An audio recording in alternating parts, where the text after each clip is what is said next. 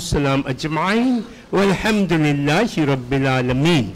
মুআজ্জাজ হাজরিন ও মুআজ্জাজ সামিন, এই আজিমুশান বরকতপূর্ণ সাকিনাপূর্ণ রহমতপূর্ণ নিয়ামতপূর্ণ ফালইফরাহু মাহফিল ওনার মাঝে অত্যন্ত দয়া করে ইহসান করে সাইয়েদনা হযরত খলিফাতুল ইমাম আলাইহিস সালাম ওনার দিদার মুবারক দান করে আমাদেরকে ধন্য করেছেন।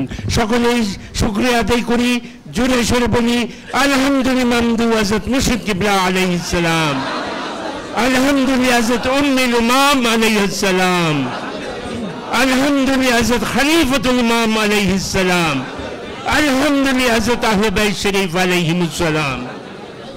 এই আজিমুশান বরকতপূর্ণ সাকিনাপূর্ণ রহমতপূর্ণ নিয়ামতপূর্ণ ফালইফরাহু মাহফিল ওনার মাঝে এখন অত্যন্ত দয়া করে ইহসান করে সাইয়েদনা হযরত খলিফাতুল ইমাম আলাইহিস সালাম আমাদের মাঝে নিয়ামত মুবারক বিতরণ করে আমাদেরকে ধন্য করবেন।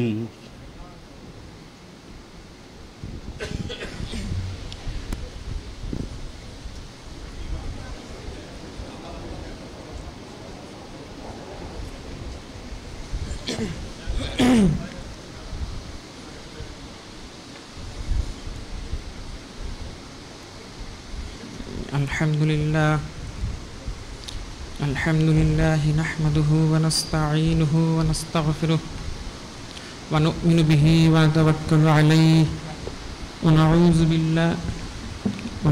بالله من شرور أنفسنا ومن سيئات أعمالنا، من يهده الله فلا مضل له ومن يضلله فلا هادي له، ونشهد أن لا إله إلا الله وحده لا شريك له، ونشهد أن سيدنا نبينا شفيعنا حبيبنا مولانا محمدا عبده ورسوله صلى الله عليه وسلم. أما بعد، فأعوذ بالله من الشيطان الرجيم. بسم الله الرحمن الرحيم. يا أيها الناس قد جاءتكم موعظة من ربكم وشفاء لما في الصدور وهدى ورحمة للمؤمنين. قل بفضل الله وبرحمته فبذلك فليفرحوا هو خير مما يجمعون. إن الله وملائكته يصلون على النبي يا أيها الذين آمنوا صلوا عليه وسلموا تسليما. اللهم صل على سيدنا مولانا معدن الجود والكرم وآله وسلم.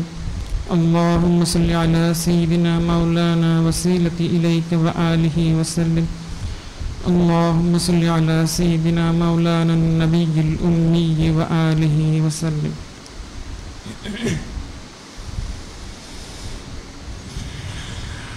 আজকে আমার আলোচনার বিষয় হচ্ছে আমাদের উপর নূরে মুজাসসাম হাবিবুল্লাহ হুজুর পাক সাল্লাল্লাহু আলাইহি ওয়াসাল্লাম ওনার হক মোবারক সম্পর্কে। হক সম্পর্কে জানতে হলে প্রথমে যেটা জানতে হবে, হক আসলে কিভাবে তৈরি হয়। হক তৈরি হয় উপকারের মাধ্যমে, অর্থাৎ কেউ যদি আমাদেরকে উপকার করে তাহলে আমাদের উপর উপকারকারীর প্রতি একটা হক তৈরি হয়। মূলত আমাদের উপর যত হক রয়েছে সব হকই এইভাবেই উপকারের মাধ্যমে তৈরি হয়েছে। সেটা পিতামাতার হক বলি, আত্মীয় স্বজনের হক বলি, পাড়া প্রতিবেশীর হক বলি, সব হকই এইভাবেই উপকারের মাধ্যমে তৈরি হয়েছে। আবার যে যত বড় উপকার করে তার প্রতি তত বড় হক তৈরি হয়, আর যে যত ছোট করে তার প্রতি তত ছোট হক তৈরি হয়। উদাহরণস্বরূপ বলা যেতে পারে, আমরা জানি পিতামাতার হকটা হচ্ছে আত্মীয় স্বজন পাড়া প্রতিবেশীর হকের চেয়ে বড়, কারণ পিতামাতা আমাদের যে উপকারটা করেছেন সেটা পাড়া প্রতিবেশী আত্মীয় স্বজনের উপকারের চেয়ে বড়। কীভাবে বড়?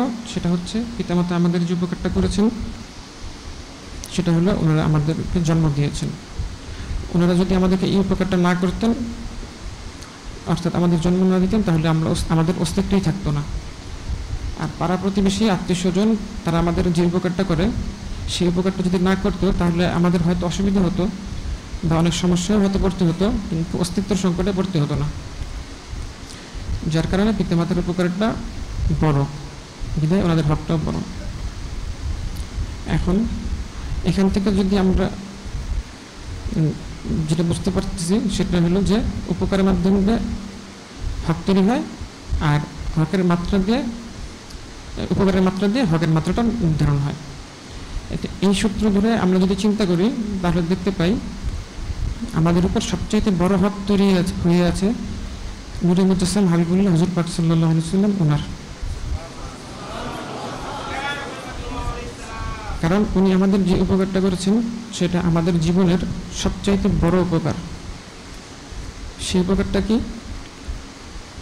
সেটা তো অনেক বড় উপকার, তবে এক কথায় বলতে গেলে বলতে পারি আল্লাহ পাক আমাদেরকে যে দোয়াটা শিক্ষা দিয়েছেন, রব্বানা আতিনা ফিদ দুনিয়া হাসানাতাও ওয়া ফিল আখিরাতি হাসানাতাও ওয়া কিনা আযাবান্নার, অর্থাৎ হে আমাদের রব, আমাদেরকে ইহকালের কল্যাণ এবং পরকালের কল্যাণ দান করুন এবং আযাব থেকে রক্ষা করুন। এই যে ইহকালের কল্যাণ, পরকালের কল্যাণ এবং আযাব থেকে রক্ষা পাওয়ার বিষয়টা, সেটাই হাসিল করার, অর্জন করার, লাভ করার ইলমটা নূরে মুজাসসাম হাবিবুল্লাহ হুজুর পাক সাল্লাল্লাহু আলাইহি ওয়াসাল্লাম তিনি আমাদেরকে হাতে কলমে শিখিয়ে দিয়ে গেছেন। এই যে উপকারটা করেছেন এটা আমাদের জীবনের সবচেয়ে বড় উপকার। কীভাবে সবচেয়ে বড় উপকার? প্রথমত এই উপকারটার ব্যক্তি অনেক বড়। ইহকালীন কল্যাণ বলতে জীবনের শুরু থেকে শেষ পর্যন্ত সমস্ত ধাপে এবং জীবনযাপনের সমস্ত শাখা প্রশাখায় কীভাবে কল্যাণ হাসিল করতে হবে সেটা বোঝানো হয়েছে। আর পরকালীন কল্যাণ বলতে এটা মৃত্যুর পর থেকে অনন্তকাল পর্যন্ত সব কিছুর কল্যাণ বোঝানো হয়েছে। আর আযাব বলতে ইহকালের আযাব এবং পরকালের আযাব থেকে রক্ষা পাওয়া বোঝানো হয়েছে। সুতরাং উপকারটা কত বড় সেটা সহজে বুঝে যাবে। এটা গেলে প্রথম বিষয়। আর দ্বিতীয় বিষয় হচ্ছে এই উপকারটা না পেলে অন্য সব উপকারগুলো অর্থহীন বা নিঃশেষ হয়ে যায়, তখন অন্য সব উপকারগুলোকে আর উপকার বলে মনে হয় না। কারণ আমরা যদি ইহকালীন কল্যাণ হাসিল করতে না পারি, আমাদের জীবনটা যদি অকল্যাণে ভরে যায়, শাস্তি দিয়ে ভরে যায়, তাহলে আমাদের জীবনটাকে বৃথা বলে মনে হবে এবং জন্ম নেওয়াটাকেও ভুল বলে মনে হবে। ফলে জীবনের সব উপকারই তখন অর্থহীন বলে মনে হবে। এমনকি একটু আগে আমরা যেটা বললাম, আমাদের পিতামাতা আমাদেরকে যে উপকারটা করেছেন, আমাদের জন্ম দিয়েছেন, এটা অনেক বড় উপকার, কিন্তু তখন এটা ক্ষতি বলেই মনে হবে। পক্ষান্তরে আমরা যদি ইহকালে প্রকৃত কল্যাণ হাসিল করতে পারি, আমাদের জীবনটা কল্যাণে ভরে যায় এবং ইহকালীন আযাব থেকে রক্ষা পাই, তাহলে সব জীবনের সব উপকারকেই উপকার হিসেবে মনে হবে এবং বাবা মা আমাদের যে উপকারটা করেছেন সেটাকেও অনেক বড় উপকার বলেই মনে হবে। এটা তো গেল ইহকালের কথা। পরকালের কল্যাণের কথা তো হিসাবের বাইরে। কাজেই আমরা বুঝতে পারলাম যে নূরে মুজাসসাম হাবিবুল্লাহ হুজুর পাক সাল্লাল্লাহু আলাইহি ওয়াসাল্লাম তিনি আমাদের যে উপকার করেছেন সেটা আমাদের জীবনের সবচেয়ে বড় উপকার।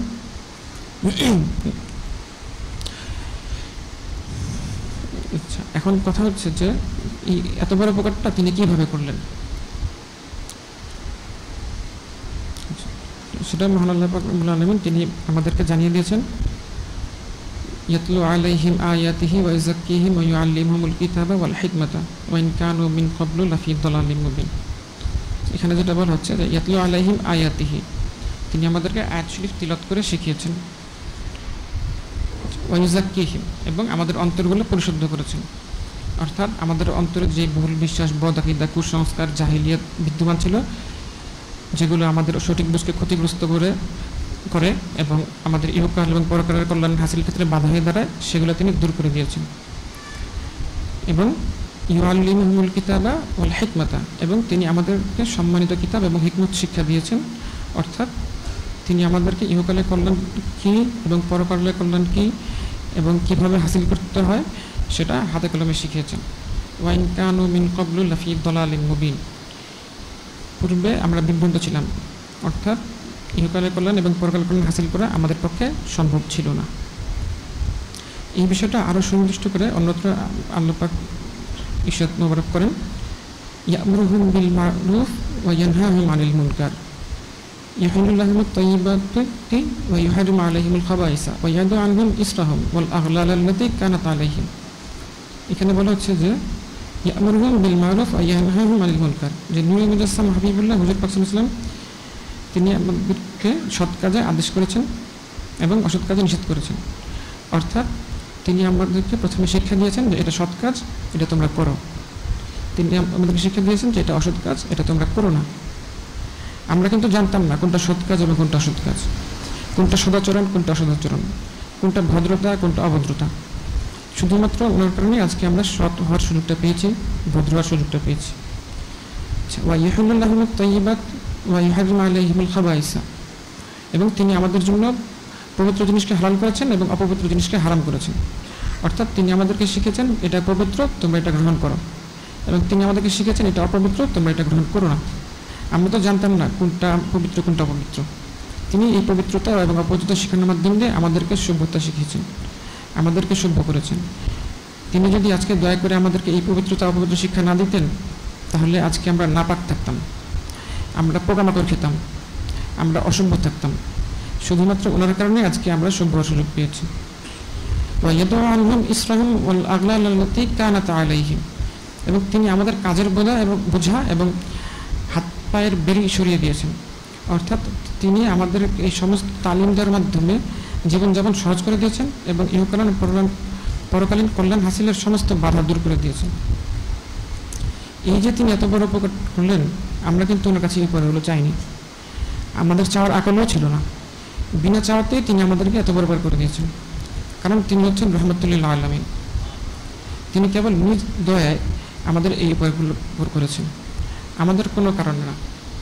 শুধু এতটুকুই না, তিনি আমাদের এত বড় উপকার করতে গিয়ে আমাদের জন্য অনেক কষ্ট করেছেন, অনেক জুলুম সহ্য করেছেন। উদাহরণস্বরূপ বলা যেতে পারে শিয়া আবু তালেবের ঘটনা এবং তাইফের ঘটনা। শিয়া আবু তালেবে কাফেররা ওনাকে আগে থেকেই তো অনেক জুলুম করতো, অনেক কিছু করতো। যখন নাকি পরবর্তীতে শিয়া আবু তালেবে গেলেন, তখন ওরা খাদ্য পানীয় আটকে রাখছিল জুলুম করা, কষ্ট দেওয়ার জন্য। এইভাবে একদিন দুদিন না 3 বছর ওনাদেরকে এইভাবে খাদ্য পানীয় আটকে রেখেছিল। আর তাইফের ঘটনা তো আরও কঠিন। উনি গেলেন তাদেরকে দিন ইসলামের দাওয়াত দিতে, দাওয়াত তো কেবল করলেই না, উল্টা আরও আজে বাজে কথাবার্তা বলে, বেয়াদবিমূলক কথাবার্তা বলল। একটা পর্যায়ে পাথর মারা শুরু করলো, বৃষ্টির মতো পাথর মারা শুরু করলো। ফলশ্রুতিতে নূরুল মুজাসসাম হাবিবুল্লাহ হুজুর পাক সাল্লাল্লাহু আলাইহি ওয়া সাল্লাম নূরুল মুজাসসাম জিসিম মুবারক থেকে নূরুল নাজাত মুবারক অর্থাৎ রক্ত মুবারক ঝরতে শুরু করলো, এমনকি ওনার নালেন মুবারকের সাথে ওনার দারাজাত মুবারক লেগে গেল। আল্লাহ পাক ফেরেশতা পাঠিয়েছিলেন, পাহাড়ের ফেরেশতা বলেছিলেন যে আপনি বললে ওদেরকে করে দেওয়া হবে, মিশিয়ে দেওয়া হবে, মিটিয়ে দেওয়া হবে। উনি বললেন যে আমি চাই এদের বংশধর থেকেই এমন লোক আসুক যারা নাকি ইসলাম গ্রহণ করবে এবং মুসলমান হবে। উনি শাস্তিটা চাইলেন না, এরপরে উনি দোয়াই করে গেলেন। তো উনি আমাদের জন্য এত কষ্ট করেছেন, অথচ উনি হচ্ছেন হাবিবুল্লাহ, উনি হচ্ছেন সৃষ্টির মূল। উনি আমাদের জন্য এত কষ্ট সহ্য করেছেন, এত জুলুম সহ্য করেছেন। উনি কে আর আমরা কে? তাহলে তিনি কেন আমাদের জন্য এত কষ্ট করলেন? ওটাই আল্লাহ পাক বলেছেন, আজিজুন আলাইহি মা আনিতুম, আমাদের কষ্ট ওনার সহ্য হয় না। হারিসুন আলাইকুম, উনি আমাদের কল্যাণ চান, উনি চান আমরা ইহকালে পরকালে কল্যাণ লাভ করি, আমরা আযাব থেকে মুক্ত থাকি। মুমিনিনা রাউফুর রহিম, এবং উনি মুমিনদের জন্য রাউফুর রহিম, অর্থাৎ উনি রহমত করেই আসলে এই কাজটা করেছেন। এখানে অন্য কোনো কারণ নাই, একদম মানে শুধুমাত্র রহমতের জন্য উনি কাজটা করছেন, এখানে আর কোনো ব্যাখ্যা নেই। এখন কথা হচ্ছে যে নূরুল মুজাসসাম হাবিবুল্লাহ হুজুর পাক সাল্লাল্লাহু আলাইহি ওয়াসাল্লাম তিনি যে আমাদের জন্য এত কষ্ট করে করলেন এবং এত বড় উপকার করলেন, তাহলে ওনার হকটা কত বড় হবে এবং কত বেশি হবে, সেই হকগুলো কি আমরা জানি? সেই হকগুলো নিয়ে আজকে আমার আলোচনা।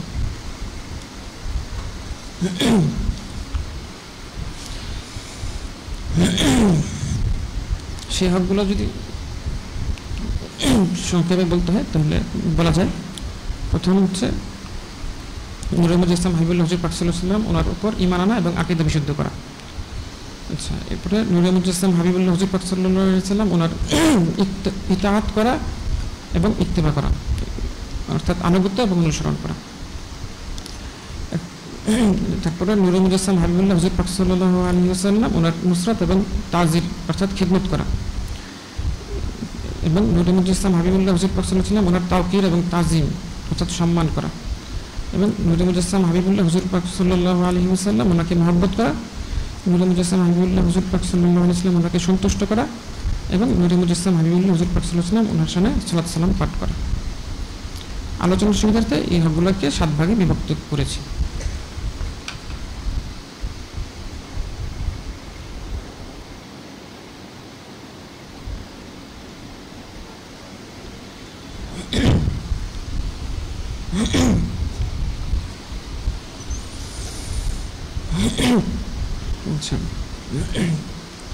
প্রথমে যেটা ছিল যে নূরে মুজাসসাম হাবিবুল্লাহ হুজুর পাক সাল্লাল্লাহু আলাইহি ওয়াসাল্লাম ওনার উপর ঈমান আনা এবং আকীদা বিশুদ্ধ করা।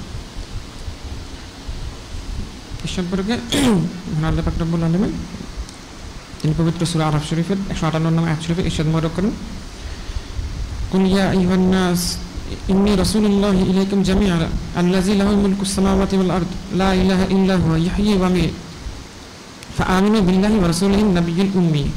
আচ্ছা, এখানে বলা হচ্ছে যে কুল ইয়া আইয়ুহান নাস, আচ্ছা হাবিব সাল্লাল্লাহু আলাইহি ওয়াসাল্লাম আপনি মানুষদেরকে বলে দিন, ইন্নী রাসূলুল্লাহি ইলাইকুম জামিআ, যে আমি তোমাদের সকলের প্রতি রাসূল হিসেবে প্রেরিত হয়েছি মহান আল্লাহ পাক ওনার পক্ষ থেকে। আল্লাযী লাহু মুলকুস সামাওয়াতি ওয়াল আরদ, যিনি আসমান জমিনের মালিক, লা ইলাহা ইল্লা হুয়া ইহয়ী ওয়া ইউমীত, তিনি ছাড়া কোনো ইলাহ নেই এবং তিনি হায়াত দেন এবং তিনি মৃত্যু দেন। ফাআমিনু বিল্লাহি ওয়া রাসূলিহিন নাবিয়্যিল উম্মি, কাজেই তোমরা ঈমান আনো আল্লাহ পাকের প্রতি এবং নবিয়ুল উম্মি হুজুর পাক সাল্লাল্লাহু আলাইহি ওয়াসাল্লাম মূল নবী ওনার উপর। এখানে যেটা বলা হচ্ছে যে ওনাকে যেহেতু রাসূল হিসেবে প্রেরণ করা হয়েছে, এখন আমাদের দায়িত্ব কর্তব্য হচ্ছে ওনার উপর ঈমান আনা। এটা হচ্ছে প্রথম হক। আচ্ছা, এখন এই ঈমানটা কিভাবে আনতে হবে এই প্রসঙ্গে মহান আল্লাহ পাক রব্বুল আলামিন উনি সূরা বাকারা শরীফ ওনার 133 নম্বর আয়াত শরীফে যেটা বলে দিয়েছেন, সেখান থেকে আমরা সহজেই জানতে পারবো যে ফাইন আমানু বিমিসলি মা আমানতুম বিহি ফাকাদ ইহতাদাউ, অর্থাৎ ঈমানটা এমনভাবে আনতে হবে সাহাবায়ে কেরাম যেভাবে ঈমান এনেছিলেন। তাহলে এখন দেখি সাহাবায়ে কেরাম কীভাবে ঈমান এনেছিলেন। আচ্ছা, এক্ষেত্রে একটা উদাহরণ দেওয়া যেতে পারে যে নূরে মুজাসসাম হাবিবুল্লাহ হুজুর পাক সাল্লাল্লাহু আলাইহি ওয়াসাল্লাম তিনি যখন বাইতুল মুকাদ্দাস শরীফ হতে আনুষ্ঠানিকভাবে পবিত্র মিরাজ শরীফের ঘটনা সংঘটিত হওয়ার পরে সকালে মানুষদের কাছে ঘটনাগুলো বর্ণনা করলেন, তখন কেউ কেউ ফিরে গেল, সম্মানিত মিরাজ শরীফ ওনাকে অস্বীকার করলো, নানান কথাবার্তা বললো। তো তারা হযরত সিদ্দিক আকবর আলাইহিস সালাম ওনার কাছে গেল, গিয়ে জিজ্ঞাসা করলো, আপনি কি জানেন আপনাদের যিনি নবী রাসূল নূরে মুজাসসাম হাবিবুল্লাহ হুজুর পাক সাল্লাল্লাহু আলাইহি ওয়াসাল্লাম তিনি বলেছেন তিনি নাকি গত রাতে বাইতুল মুকাদ্দাস শরীফ হতে ভ্রমণ করে এসেছেন। হযরত সিদ্দিক আকবর ইসলাম তিনি জিজ্ঞেস করলেন, নূরে মুজাসসাম হাবিবুল্লাহ হুজুর পাক সাল্লাল্লাহু আলাইহি ওয়াসাল্লাম তিনি কি স্বয়ং নিজেই বলেছেন? তারা বলল, হ্যাঁ তিনি স্বয়ং নিজে বলেছেন। তখন সিদ্দিক আকবর ইসলাম তিনি বললেন, যদি তিনি নিজে স্বয়ং বলে থাকেন তাহলে তো তিনি অবশ্যই সত্য বলেছেন। কাফিররা বললেন, আপনি কি এই বিষয়টাকে সত্য মনে করেন? তিনি রাতে মক্কা শরীফ হতে বাইতুল মুকাদ্দাস শরীফ ভ্রমণ করে ফজরের আগেই ফিরে এসেছেন। তখন সিদ্দিক আকবর ইসলাম তিনি বলেন, বাইতুল মুকাদ্দাস শরীফ থেকেও দূরে সফর করলে আমি অবশ্যই সেটাকে সত্য বলে মনে করি।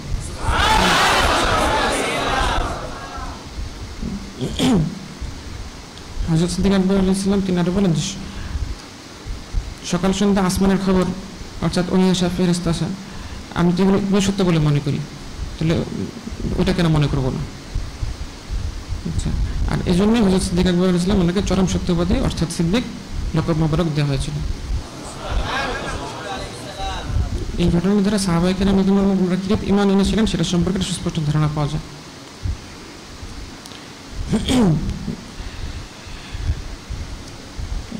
ওনারা নূরে মুজাসসাম হাবিবুল্লাহ হুজুর পাক সাল্লাল্লাহু আলাইহি ওয়াসাল্লাম ওনার প্রতি এমনভাবে ঈমান এনেছেন যে মিরাজ শরীফের মতন যে বিষয়গুলো সাধারণ মানুষের আকলে ধরে না, সেটাও ওনারা বিনা চৌচারা সত্য বলে মেনে নিয়েছেন।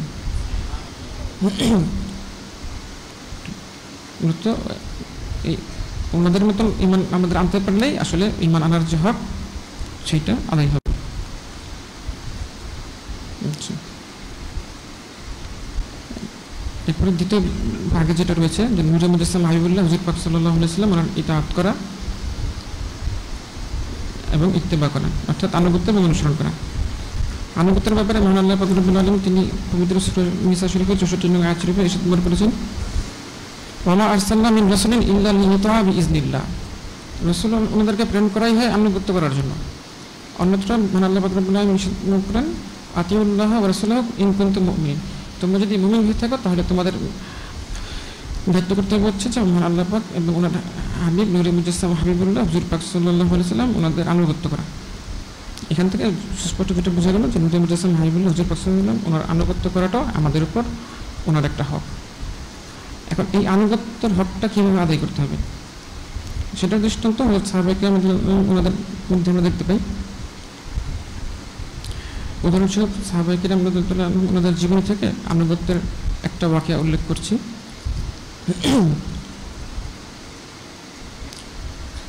মুতার জিহাদের পূর্বে নূরে মুজাসসাম হাবিবুল্লাহ হুজুর পাক সাল্লাল্লাহু আলাইহি সাল্লাম তিনি ইরশাদ মোবারক করলেন, এই যুদ্ধে হযরত যায়েদ ইবনে হারিসা রাদিয়াল্লাহু আনহু উনি পতাকা ধরবেন, অতঃপর তিনি শহীদ হলে জাফর রাদিয়াল্লাহু আনহু পতাকা ধরবেন এবং তিনি শহীদ হয়ে গেলে আব্দুল্লাহ ইবনে রাওয়াহা রাদিয়াল্লাহু আনহু উনি পতাকা ধরবেন।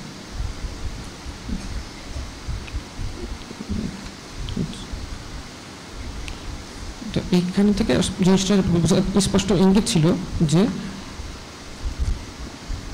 যায়েদ ইবনে হারিসা রাদিয়াল্লাহু আনহু শহীদ হয়ে যাবেন এবং জাফর রাদিয়াল্লাহু আনহু শহীদ হয়ে যাবেন এবং আব্দুল্লাহ ইবনে রাওয়াহা রাদিয়াল্লাহু আনহু ওনার কাছে শেষ পর্যন্ত এটা যাবে।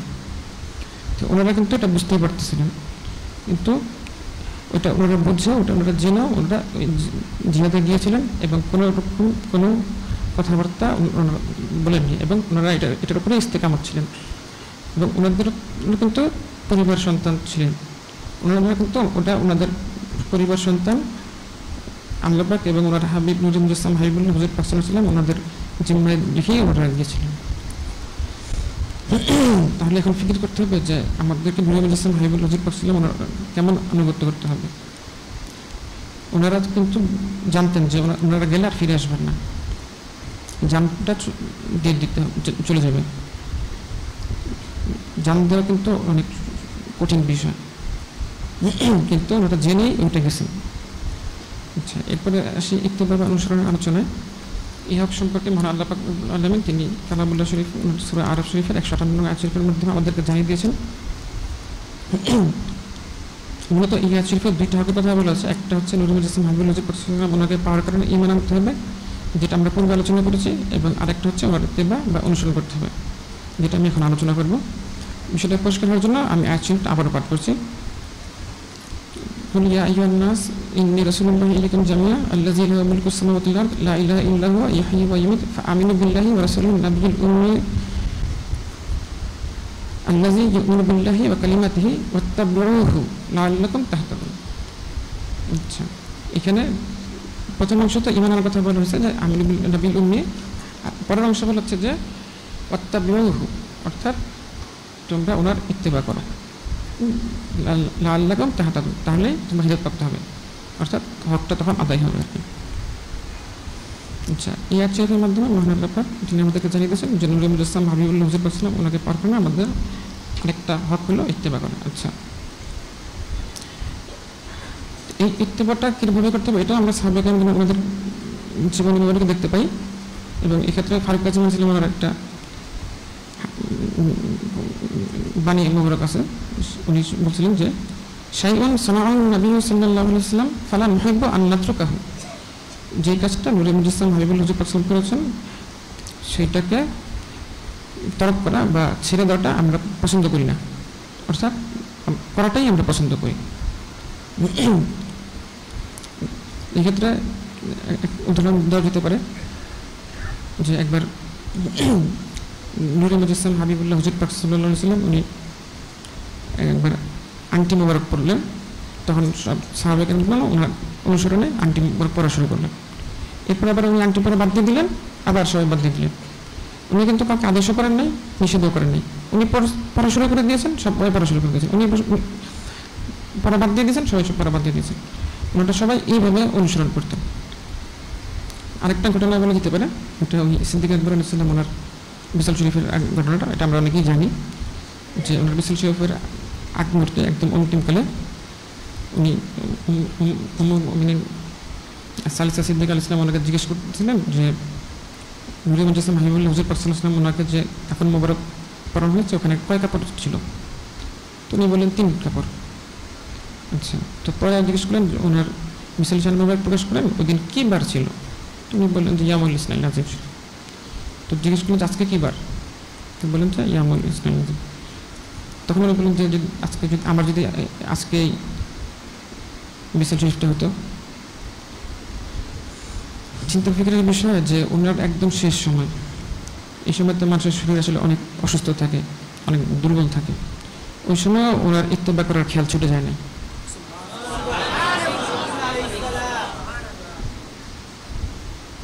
এরপরে ইত্তেবা তো মানে শুধু যদি উনি বলতেন যে 3 কাপড়ে কাফন মোবারক পান আছে আমাকে এটা দিয়ে, ওইটা তো উনি বলছেনই, যেটা নাকি ওনার মানে মানুষ করবো ইন্তেকাল হবে, এটা তো আল্লাহ পাক নির্ধারণ করেন।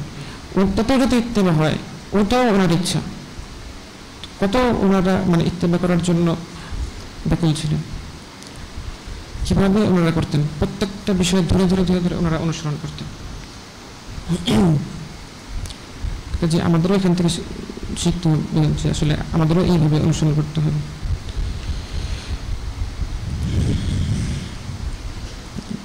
এরপরে তৃতীয় ভাগ যেটা রয়েছে সেটা হচ্ছে নুসরাত এবং তাহজির। মহান আল্লাহ পাক তিনি সূরা আরাফ শরীফের 157 নং আয়াত শরীফে এসে তোমরা করেন ফাল্লাযীনা আমানু বিহি ওয়া আযযারুহু ওয়া নাসারুহু ওয়াত্তাবাউ নূরাল্লাযী উনজিলা মাআহু উলাইকা হুমুল মুফলিহুন। যারা নূরে মুজাসসাম হাবিবুল্লাহ হুজুর পাক সাল্লাল্লাহু আলাইহি ওয়া সাল্লাম ঈমান এনেছেন, ওনাকে সম্মান করেছেন এবং ওর খিদমতের আঞ্জাম দিয়েছেন এবং সেই নূরের অনুসরণ করেছেন যা ওনার সাথে অবতীর্ণ হয়েছে, ওনারই সফল কাম।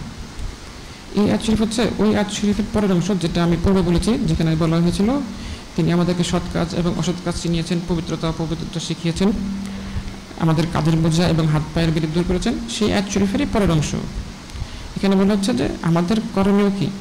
আমাদের করণীয় হচ্ছে এই যে নূরে মুজাসসাম হাবিবুল্লাহ হুজুর পাক সাল্লাল্লাহু আলাইহি ওয়া সাল্লাম আমাদেরকে এত শিক্ষা দিলেন, সেই জন্য আমাদের করণীয় হচ্ছে নূরে মুজাসসাম হাবিবুল্লাহ হুজুর পাক সাল্লাল্লাহু আলাইহি ওয়া সাল্লাম ওনার নুসরাত এবং তাজির করা, অর্থাৎ ওনার খিদমত করা এবং ওনার সাথে নাজিলকৃত নূর মুবারক অর্থাৎ পবিত্র কোরআন শরীফ ওনার অনুসরণ করা, তাহলে আমরা সফল কাম হতে পারবো, অর্থাৎ তাহলেই হক আদায় হবে। এখানে এই নুসরাত এবং তাজিরের বিষয়টা যেটা একটা হক আমাদের দায়িত্ব করতে হবে, উনি যেটা আমাদের শিখেছেন এখানে এটা বলা হয়েছে। এখন প্রশ্ন হচ্ছে নুসরাত এবং তাজির কি? নুসরাত এবং তাজির হচ্ছে খিদমত করা। নূরে মুজাসসাম হাবিবুল্লাহ হুজুর পাক সাল্লাল্লাহু আলাইহি ওয়া সাল্লাম ওনার কাজসমূহ সম্পাদনে আঞ্জাম দেওয়া, কাজসমূহ সম্পাদনের জন্য প্রয়োজনীয় জিনিসপত্র সরবরাহ করা, ওনার কাজসমূহ সম্পাদনের জন্য যত ধরনের বাধা প্রতিবন্ধক রয়েছে সেগুলো দূর করা, এগুলো সবই নুসরাত এবং তাজিরের অন্তর্ভুক্ত। এখানে কাজ বলতে ওনার যত ধরনের কাজ রয়েছে, ঘরের কাজ, বাইরের কাজ, দাওয়াতের কাজ, তালিমের কাজ, জিহাদের কাজ, আরও যত রকমের কাজ আছে সব কাজই এইটার অন্তর্ভুক্ত। আমরা সাহাবায়ে কেরাম রাদিয়াল্লাহু আনহুম ওনাদের জীবনী পড়লে দেখতে পাই যে ওনাদের হায়াত মুবারকের একটা বড় অংশ কেটেছে এই নুসরাত এবং তাজির করে। প্রশ্ন হচ্ছে যে সাহাবায়ে কেরাম রাদিয়াল্লাহু আনহুম ওনারা তো নূরে মুজাসসাম হাবিবুল্লাহ হুজুর পাক সাল্লাল্লাহু আলাইহি ওয়াসাল্লাম ওনাকে সরাসরি পেয়েছেন এবং সরাসরি ওনার নুসরাত এবং তাজিরের হক আদায় করেছেন, কিন্তু আমরা তো নূরে মুজাসসাম হাবিবুল্লাহ হুজুর পাক সাল্লাল্লাহু আলাইহি ওয়াসাল্লাম ওনাকে সরাসরি পাইনি, তাহলে আমরা কীভাবে ওনার নুসরাত এবং তাজিরের হক আদায় করব? আচ্ছা, একটা উত্তর হচ্ছে যে নূরে মুজাসসাম হাবিবুল্লাহ হুজুর পাক সাল্লাল্লাহু আলাইহি ওয়াসাল্লাম তিনি যা রেখে গিয়েছেন সেগুলোর খিদমতের আঞ্জাম দেওয়া, যে ইলম, তালিম, আদর্শ, সুন্নাত, দ্বীন, দাওয়াত এগুলো রেখে গেছেন, এগুলোর খিদমত আঞ্জাম দেওয়া, ওনার প্রচার প্রসার করা, মানে অর্থাৎ নূরে মুজাসসাম হাবিবুল্লাহ হুজুর পাক সাল্লাল্লাহু আলাইহি ওয়াসাল্লাম ওনার প্রচার প্রসার করা, ওনার হকসমূহ মানুষকে জানানো, ওনার বিরোধিতাকারীদের প্রতিহত করা, ওনার রেখে যাওয়া বিষয়সমূহের যারা বিরোধিতা করে তাদের প্রতিহত করা, এগুলোর মাধ্যমে আমরা নুসরাত এবং তাজিরের হক আদায় করতে পারি।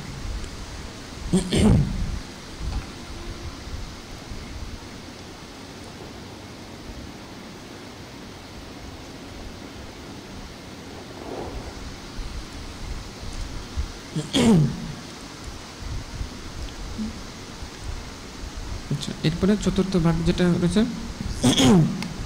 নূরে মুজাসসাম হাবিবুল্লাহ হুজুর পাক সাল্লাল্লাহু আলাইহি ওয়াসাল্লাম ওনার তাওকির এবং তাজিম অর্থাৎ সম্মান করা।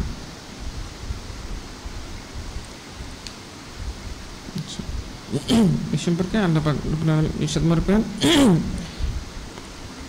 ইন্না আরসালনাকা শাহিদাও ওয়া মুবাশশিরাও ওয়া নাযীরা লিতু'মিনু বিল্লাহি ওয়া রাসূলিহি ওয়া তু'আযজিরুহু ওয়া তুওয়াক্কিরুহু। এখানে যেটা বলা হচ্ছে যে নিশ্চয়ই আমরা আপনাকে প্রেরণ করছি শাহিদ প্রত্যক্ষদর্শী বা মুবাশশির নাযীর সুসংবাদদাতা সতর্ককারী হিসেবে, যেন তারা লিতু'মিনু বিল্লাহি ওয়া রাসূলিহি, যেন তারা ঈমান আনে আল্লাহ পাক এবং ওনার হাবিব নূর মুজাসসাম হাবিবুল্লাহ ওয়া তু'আযজিরুহু ওয়া তুওয়াক্কিরুহু, তাযযীর করে যেটা আগে আলোচনা হয়েছে, এবং তুওয়াক্কিরুহু এখানে এই তাওকিদ শব্দটা এসেছে যে ওনাকে যে প্রেরণ করা হয়েছে শাহিদ মুবাশশির নাযীর হিসেবে, এই জন্য আমাদের দায়িত্ব করতে হচ্ছে ওনাকে ওনার ঈমান আনে তাযযীর করা এবং তাওকির করা। আচ্ছা আচ্ছা, এই তাওকির মানে হচ্ছে সম্মান করা, কি তাজিম করা। এখন এই সম্মানটা আমরা কীভাবে করবো, সেই সম্মান করাটা হযরত সাহাবায়ে কিরাম ওনারা আমাদের শিখিয়ে দিয়েছেন। উদাহরণস্বরূপ বলা যেতে পারে ওনারা কীভাবে তাজিম করতেন, সেটা উদাহরণ হিসেবে বলা যেতে পারে যে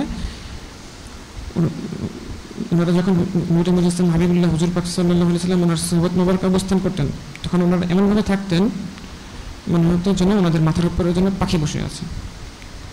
অর্থাৎ ওনারা সুহবত মোবারক ইখতিয়ার করার সময় কোনো নড়াচড়া করতেন না, খুব একাগ্রচিত্তে সুহবত মোবারক ইখতিয়ার করতেন। তারপর আরেকটা বলা যেতে পারে যে একবার হযরত খাতিমুল মুহাজিরিন আলাইহিস সালাম ওনাকে জিজ্ঞাসা করা হলো যে নূর মুজাসসাম হাবিবুল হুজুর পাক সাল্লাল্লাহু আলাইহি ওয়াসাল্লাম তিনি বড় নাকি আপনি বড়? তিনি জবাবে বললেন নূর মুজাসসাম হাবিবুল হুজুর পাক সাল্লাল্লাহু আলাইহি ওয়াসাল্লাম তিনি আমার চেয়ে অনেক বড়, তবে আমি ওনার পূর্বে বিলাত শরীফ গ্রহণ করেছি। কত সূক্ষ্ম কথা, ওনারা কীভাবে খেয়াল করতেন, কীভাবে তাকিদ করতেন।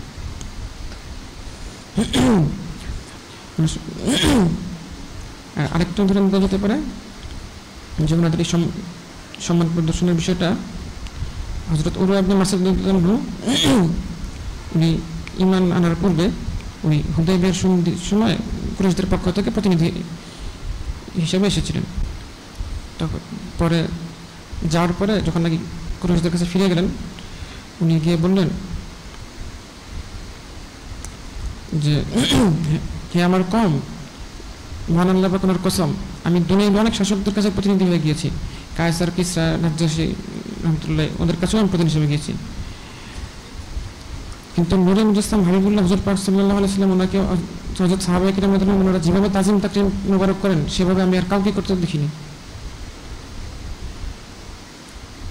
এবং উনি আবার বলতেছেন যে মহান আল্লাহ পাক ওনার কসম, তিনি যখনই মহাসম্মানিত মহাপবিত্র নূর বারাকাত মোবারক অর্থাৎ থুতু মোবারক ফেলেন, তখন ওনাদের কেউ না কেউ তা ওনাদের হাতে নিয়ে নিতেন।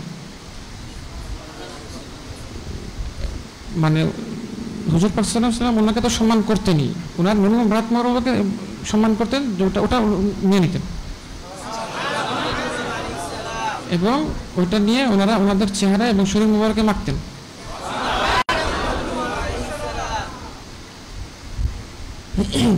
এবং ওনাদেরকে যখন কোনো আদেশ মোবারক করতেন ওনারা সঙ্গে সঙ্গে তা পালন করতেন, কোনো দেরি নেই। এবং তিনি যখন সম্মানিত ওযু মোবারক করতেন তখন ওনার ওযু মোবারকের পানির জন্য সাহাবায়ে কেরাম উনি আরবিতে যে শব্দটা ব্যবহার করছিলেন কাদা ইফতাতিলু, মানে হচ্ছে যুদ্ধ শুরু করে দিতেন, ওটা কে নিবেন এই জন্য।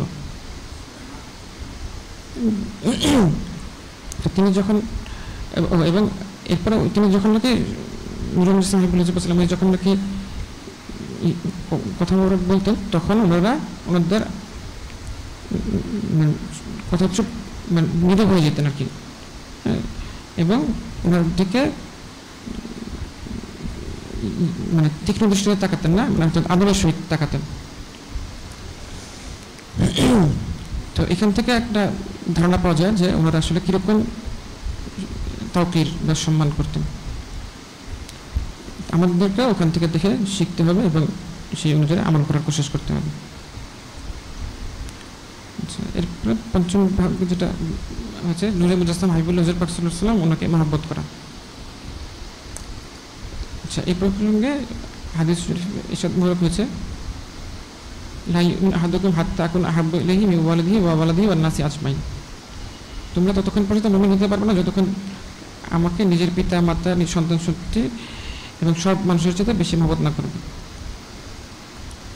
এখানে ইমান হতে পারবে না। মানে এখানে যেটা বলা হচ্ছে যে মানে এই হকটা আদায় না করলে ইমানদারি হয়ে যাবে না, মানে মহব্বত করাটা এত গুরুত্বপূর্ণ।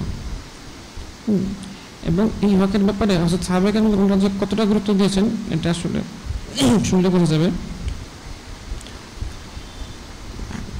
হাদিস শরীফে বলা আছে যে মানে ইমান আনতে পারবেন না সব কিছুর সাথে মহব্বত করতে, এবং এক বর্ণনা আছে মিন নাফসিহি, জানের থেকেও বেশি মহব্বত করতে হবে। ওখানে মানে জানের থেকে মহব্বত করতে হবে এইভাবে বলা আছে।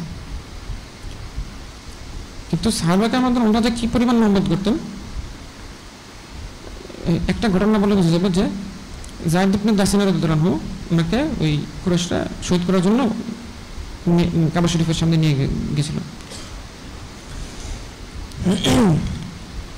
তো ওরা এবং বলতেছিল যে ওনারা একটা করে আল্লাহ পথে কেটে শহীদ করা হবে।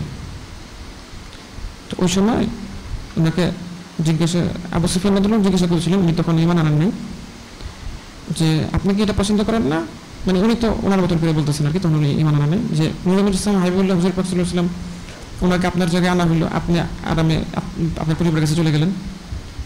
ওইটা শুনে উনি রাগান্বিত হয়ে গেছেন, বলছেন যে মনে বাবার কসম, হাবিবুল্লাহ হুজুর পাক সাল্লাল্লাহু আলাইহি ওয়াসাল্লাম ওনাকে যেখানে আছেন ওখানেই থাকা অবস্থায় ওনার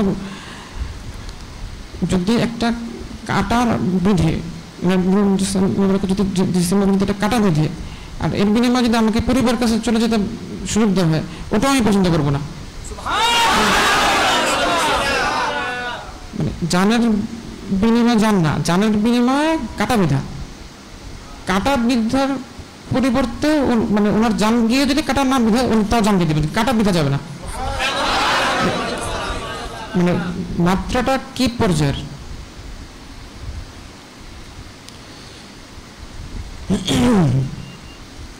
সাহাবায়ে কেরাম রাদিয়াল্লাহু আনহুম ওনারা যে কি পরিমাণ মহব্বত করতেন এটার একটা দৃষ্টান্ত আর কি। তা আমাদেরকেও ওনাদের মতন করে মহব্বত করতে পারলে মহব্বতের হকটা আদায় করা সম্ভব হবে।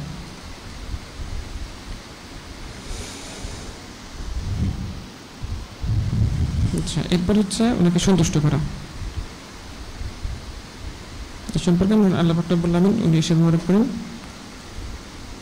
আল্লাহু ওয়া রাসূলুহু আহাক্কু আইয়ুরদুহু ইন কানু মুমিনিন।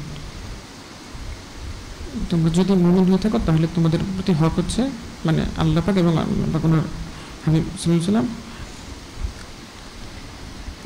ওনাদের হক আর কি, যে ওনাদেরকে সন্তুষ্ট করা। তো এবং এই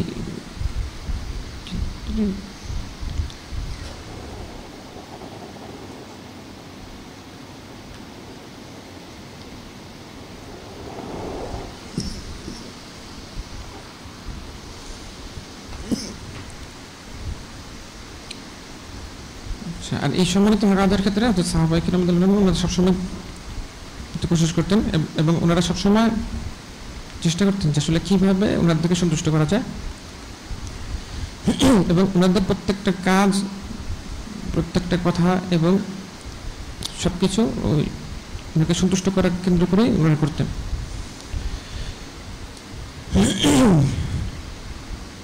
আচ্ছা, আমাদেরকে সবসময় এটা খেয়াল রাখতে হবে যে এখানে একটা নিয়তের একটা বিষয় আছে, আসলে এটা হলো নিয়তের সাথে সম্পর্কিত, যে আমি যে কাজটা করতেছি এটা আসলে কোন নিয়তে করতেছি।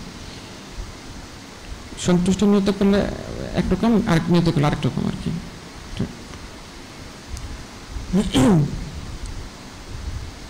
আচ্ছা, আর সপ্তম ভাগে যেটা রয়েছে সেটা হচ্ছে যে সালাত সালাম পেশ করা। আচ্ছা, আচ্ছা, এটা তো আমরা জানি যে এই ব্যাপারে যেটা আল্লাহ পাক সম্পর্ক করেছেন, ইন্নাল্লাহা ওয়া মালাইকাতাহু ইউসাল্লুনা আলান নবী ইয়া আইয়ুহাল্লাযীনা আমানু সাল্লু আলাইহি ওয়া সাল্লিমু তাসলিমা। নিশ্চয়ই মহান আল্লাহ পাক তিনি এবং ফেরেশতা মুসলিম ওনারা নূরে মুজাসসাম হাবিবুল্লাহ সাল্লাল্লাহু আলাইহি সালাত পাঠ করেন এবং ইমানদারকে বলেছে যে আমাদের দায়িত্ব করতে বলছে সালাত সালাম পেশ করা। এটা হলো আরেকটা হক, এবং এই হকটা হচ্ছে আসলে অন্যান্য হকের যত ত্রুটি বিচ্যুতি আছে সেগুলোকে আসলে পূরণ করে দেয়। আমরা যত হক আদায় করি না কেন আসলে আমাদের হক আদায় হয় না আসলে। অনেক ভুল ত্রুটি থাকে। তো এই সালাদটা হচ্ছে এরকম একটা বিষয় যেটার মাধ্যম দিয়ে আমাদের যে আসলে ত্রুটি বিচ্ছেদগুলো থাকে ওইটা আসলে এইটা ঘুচিয়ে দেয়। আচ্ছা, তো এটা কীভাবে করতে হবে এই ব্যাপারে হাদিস শরীফ তো আমরা সবাই জানি। উবাই ইবনে কাব রাদিয়াল্লাহু আনহু হাদিস শরীফ, উবাই ইবনে কাব রাদিয়াল্লাহু আনহু জিজ্ঞাসা করেন যে আমি তো অনেক বেশি বেশি দুরূদ শরীফ পড়তে চাই, তো কি পরিমাণ পড়ব? তখন উনি বললেন যে আপনার ইচ্ছা। হুজুর আসসালাম বললেন তাহলে আমি 1/4 পড়ি। উনি বললেন যে আপনার ইচ্ছা, বেশি করলে আপনার জন্যই ভালো। তো বললেন অর্ধেক। তো তখনও বললেন আপনার ইচ্ছা, তবে বেশি করতে পারলে ওটা আপনার জন্য আরও ভালো। তারপর বললেন 2/3। এরপরে তখনও বললেন আপনার ইচ্ছা, বেশি করতে পারলো। এবং উনি বললেন যে আজরুল্লাহ সাল্লাতে কুল্লাহা, আমি সবসময় আপনার জন্য দুরূদ শরীফ পড়ব। তখন তিনি যদি বললেন যে তাহলে আপনার যাবতীয় আকাঙ্ক্ষা পূরণ হবে এবং গুনাহসমূহ ক্ষমা করে দেওয়া হবে। তো এই দুরূদ শরীফটা হচ্ছে এরকম একটা হক যেটা নাকি আসলে আমাদের অন্যান্য হক আদায়ের যে ত্রুটি বিচ্ছিন্ন যেগুলো থাকে সেটা আসলে এটাতে গুছিয়ে দেওয়া হয় আর কি। আমরা তো আসলে কিছুই করতে পারি না, আমাদের পক্ষে কিছু করা সম্ভবও না। কিন্তু দুরূদ শরীফ পাঠটা হচ্ছে যে আল্লাহ পাক আসলে ওইটা আমাদের পক্ষ থেকে হুজুর সাল্লাল্লাহু আলাইহি কাছে যে সালাত সালামটা পেশ করেন ওইটাই আসলে এটা একটা ইয়া হিসেবে যায় আর কি। এই ছিল আমাদের 7 ভাগে বিভক্ত হওয়া হক সমূহের আলোচনা। মূলত আমাদের জন্য আসলে দায়িত্ব করতে হচ্ছে যে নূরে মুজাসসাম হাবিবুল হুজুর পাক সাল্লাল্লাহু আলাইহি ওয়াসাল্লাম ওনার হক সমূহ আদায় আসলে কোশিশ করা। আর এটা হচ্ছে কি আসলে এই হক আদায় করাটা হলো দায়ী বিষয়। নামাজ যেমন আমাদের 5 ওয়াক্ত পড়তে হয়, 5 ওয়াক্ত পড়তে থাকতে হবে, এটাই কর্তব্য। ওইটা আল্লাহ পাক উনি নির্দেশ করেছেন, এটা ওনার হকের মধ্যে পড়ে। তো এরকম হুজুর পাক সাল্লাল্লাহু আলাইহি ওয়াসাল্লাম ওনার হকের মধ্যে যেটা পড়ে ওটা আসলে আমাদের দায়ী করতে থাকতে হয়। মানে এই একবার করলাম আরেকবার করলাম না, এটা তো আসলে হয় না। নামাজ 1 ওয়াক্ত পড়লে আরেক ওয়াক্ত পড়লেন না, এটা হয় না আর কি, এটা সে হয় না, এটা হক আদায় হয় না। এখানে যে বিষয়টা আছে সেই বিষয়গুলো হলো সবগুলো ওই দায়মিতে মশগুল থাকার মতন থাকতে হবে আর কি, তখনই আসলে হক আদায় হবে। এরপরেও ভুল ত্রুটি হবে, আমাদের ভুল ত্রুটি থাকে, আমরা ভুল ত্রুটি আমাদের অনেক ঘাটতি আছে, অনেক নোকসানি আছে। ওইটা ঘোষণার জন্যই হলো শেষে যেটা দুরূদ শরীফ সালাত সালাম যেটা ওইটা আদায় করতে হবে। কাজে যিনি খালিক মালিক রূপ মহান আল্লাহ পাক বলেন সব আমাকে এবং ওনার হাবিব নূরে মুজাসসাম হাবিবুল্লাহ হুজুর পাক সাল্লাল্লাহু আলাইহি ওয়াসাল্লাম আমাদেরকে ওনার হক সমূহ আদায় করার কোশিশ মশগুল থাকার তৌফিক দান করুন এবং ওনাদের খালিস সন্তুষ্টি রিজামন্দি হাসিল করার তৌফিক দান করুন।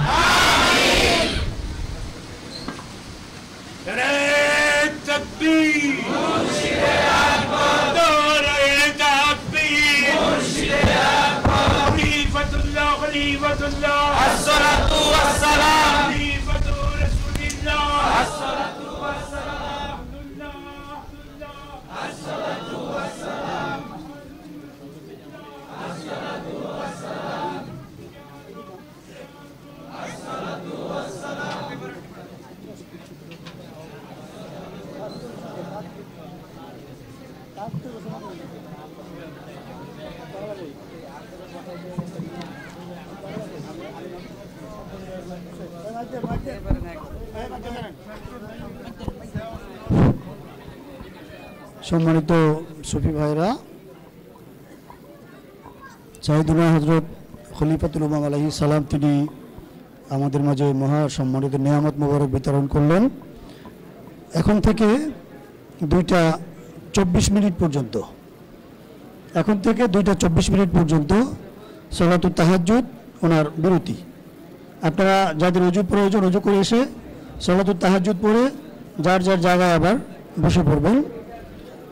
2:24 পর্যন্ত সালাতুত তাহাজ্জুদ নামাজের সুযোগ রয়েছে। যারা ওযু প্রয়োজন ওযু করে সালাতুত তাহাজ্জুদ পড়ে ফেলবেন।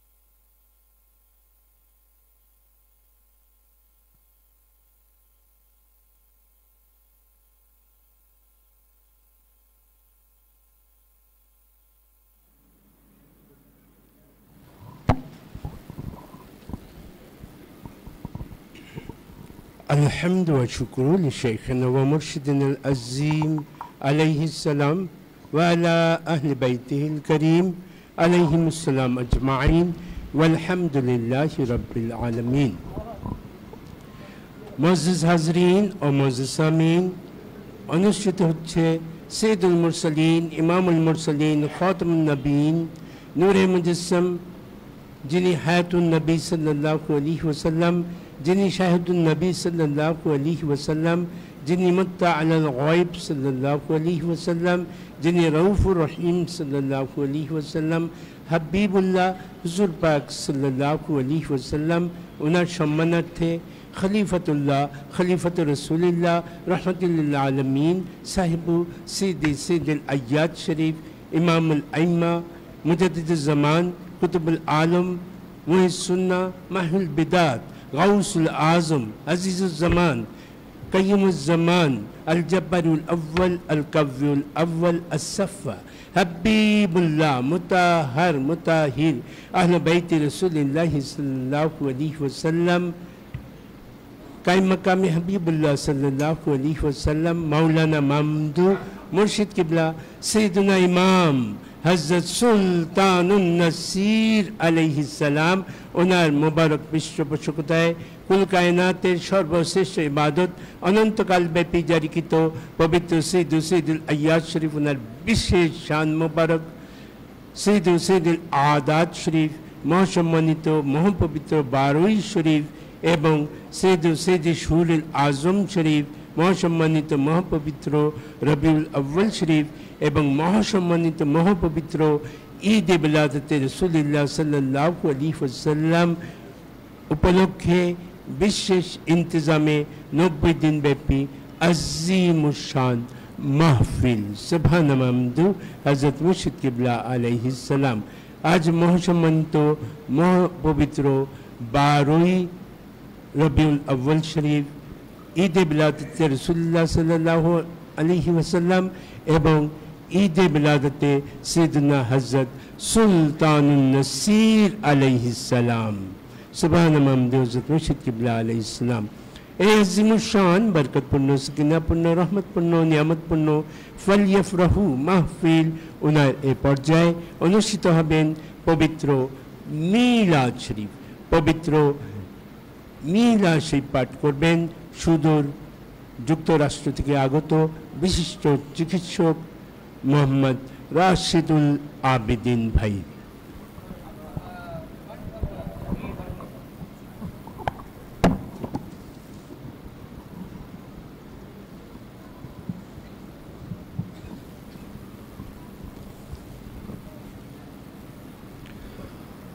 أعوذ بالله من الشيطان الرجيم.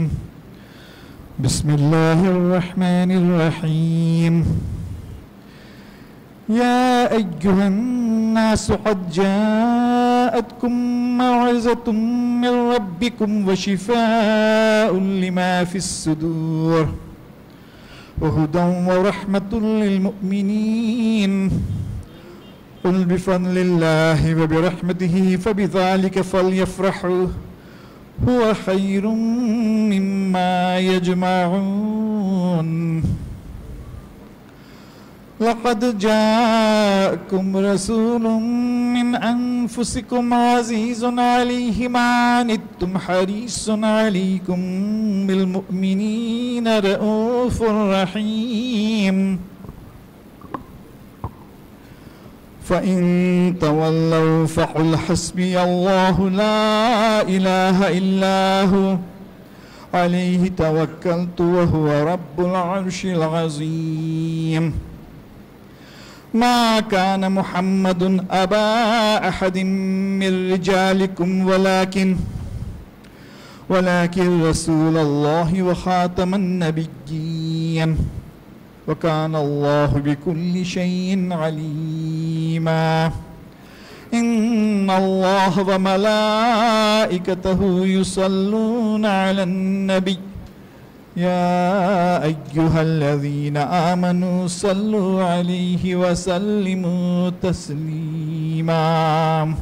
اللهم صل على سيدنا مولانا رسول الله وعلى آل سيدنا مولانا حبيب الله اللهم صل على سيدنا مولانا رسول الله وعلى آل سيدنا مولانا حبيب الله 1500 বছর পূর্তি এবার শানে দরবার দেখো কি যে শান মমদুহ কিবলা সমাসীন কিবলায় কাবা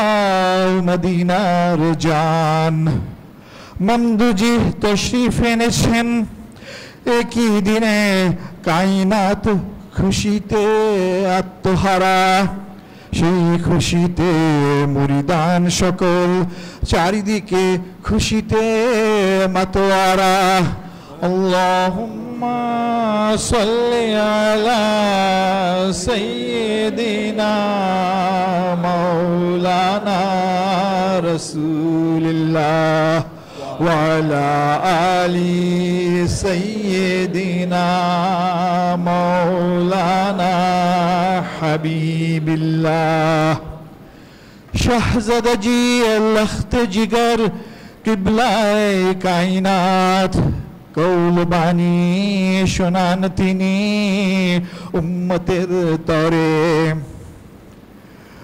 শুনি মোরা প্রাণ ভরে জিগর জান জুড়ে মহিমাময়ী সে বক্তব্য তরতাজা তরতরে اللهم صل على سيدنا مولانا رسول الله وعلى آل سيدنا مولانا حبيب الله الحمد والشكر لشيخنا مرشدنا العظيم عليه السلام وأهل بيته الكريم عليهم السلام أجمعين بسم الله الرحمن الرحيم ولما تم من حمله صلى الله عليه وسلم 6 أشهر على مشهور الأقوال المروية توفي بالمدينة المنورة الشريفة حضرت ذبيح الله المكرم أبوه صلى الله عليه وسلم وكان قد اجتاز بأخواله بني أدي من الطائفة النجارية فمكث فيهم شهرا سقيما يعانون سقمه وشكواه ولما تم بلغ من حمله صلى الله عليه وسلم على الراجح 9 أشهر قمرية وآن للزمان أن ينجلي عنه السداه حضرت سيدة نساء العالمين أمه صلى الله عليه وسلم ليلة مولده الشريف حضرت أم البشر عليه السلام وحضرت أم ذبيح الله الأولى والثانية عليهما السلام وحضرت ربة كليم الله عليهما السلام وحضرت أم روح الله عليهما السلام في نسبة من حظيرة القدسية فولدت سيد المرسلين إمام المرسلين خاتم النبيين والنور المجسم حبيب الله صلى الله عليه وسلم نورا يتلألأ سناء صلى الله على رسول الله صلى الله عليه وسلم صلى الله على حبيب الله صلى الله عليه وسلم السلام عليكم يا مرشد قبلة السلام عليكم يا رسول الله السلام عليكم يا نبي الله السلام عليكم يا حبيب الله صلوات الله الله عليكم يا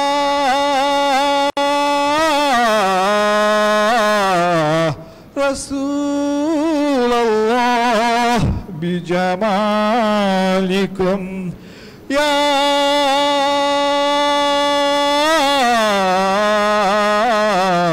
حبيب الله بجمالكم صلاة سلام سيدنا حضرت محمد مرشد قبلة عليه السلام ونار درود سلام حضرت أما حضور قبلة عليه السلام ونار نعطو سلام سيدنا حضرت خليفة الإمام عليه السلام ونار صلاة سلام مهاشمانة حضرت أبو بكر عليه السلام ونادر كل كائنات محتاج أبنادر السلام عليكم يا رسول الله السلام عليكم يا نبي الله السلام عليكم يا حبيب الله صلوات الله عليكم صلى الله عليكم يا رسول الله وسلم عليكم يا حبيب الله وسلم عليكم يا سلطان النصير عليه السلام आपके हैं हम भिखारी आपसे है उम्मीद भारी झोलियाँ खाली हमारी पूरी हो तमन्ना सारी अस्सलामु अलैकुम या रसूल अल्लाह अस्सलामु अलैकुम या नबी अल्लाह अस्सलामु अलैकुम या हबीब अल्लाह सलावतुल्लाहि अलैकुम सल्लल्लाहु अलैकुम या रसूल अल्लाह वसल्लम अलैकुम या हबीब अल्लाह আমাদের মনের তামান্না হতে চাই মামদুতে ফানা কিভাবে হব যে ফানা বলে দিন গো হে শাহে মাদিনা আসসালামু আলাইকুম ইয়া রাসূলাল্লাহ আসসালামু আলাইকুম ইয়া নবী আল্লাহ আসসালামু আলাইকুম ইয়া হাবিব আল্লাহ সালাওয়াতুল্লাহি আলাইকুম ইয়া রাসূলুল্লাহ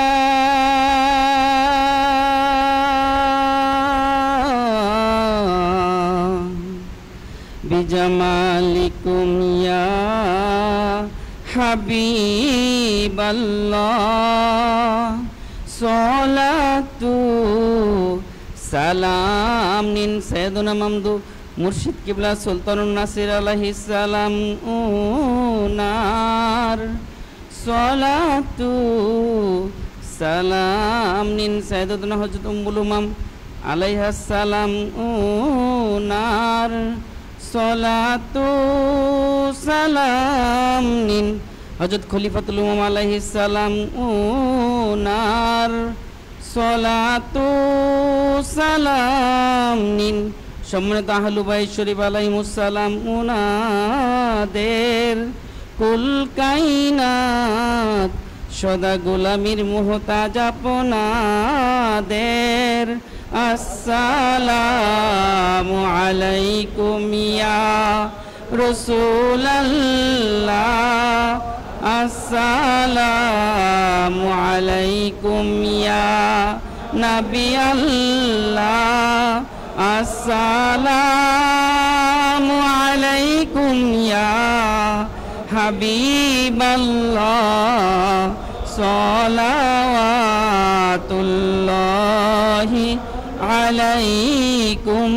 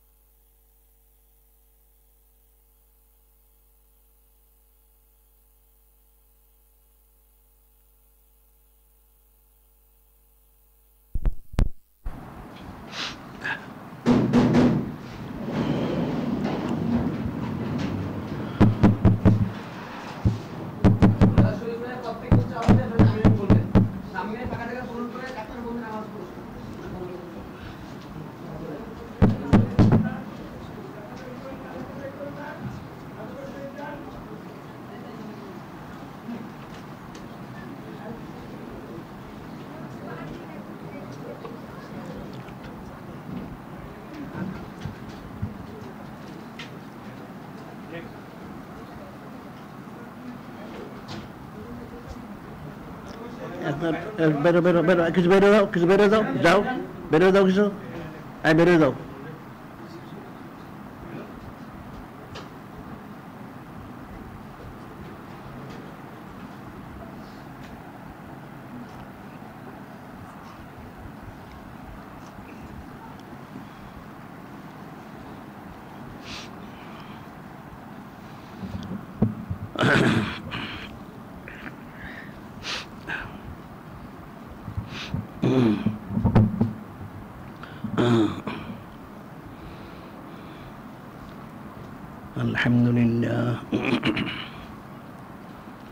الحمد لله نحمده ونستعينه ونستغفره ونؤمن به ونتوكل عليه ونعوذ بالله من شرور أنفسنا ومن سيئات أعمالنا من يهده الله فلا مضل له ومن يضلله فلا هادي له ونشهد أن لا إله إلا الله ونشهد أن سيدنا نبينا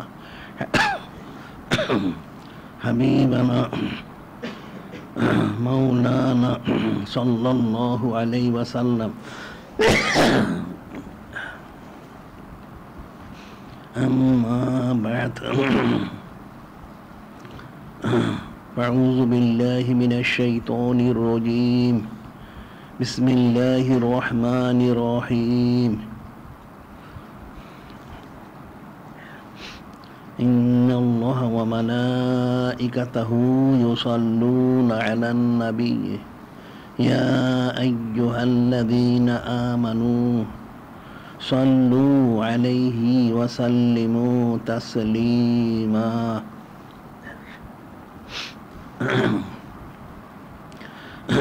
اللهم صل على سيدنا حبيبنا شفينا مولانا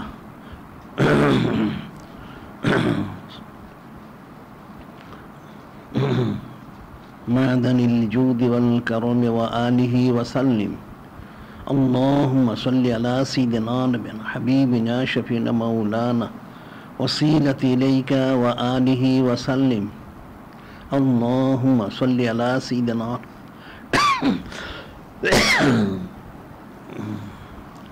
حبيبنا النبي الأمي وآله وسلم.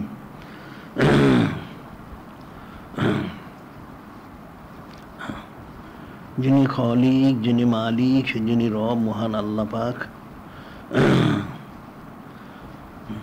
তিনি মহাসম্মানিত মহাপবিত্র কিতাব কালামুল্লাহ শরীফ, ওনার মধ্যে ইরশাদ মোবারক করেন, কুল বিফদলিল্লাহি ওয়া বিরহমাতিহি ফাবিযালিকা ফালিয়াফরাহু ওয়া খায়রুম মিম্মা ইয়াজমাউন।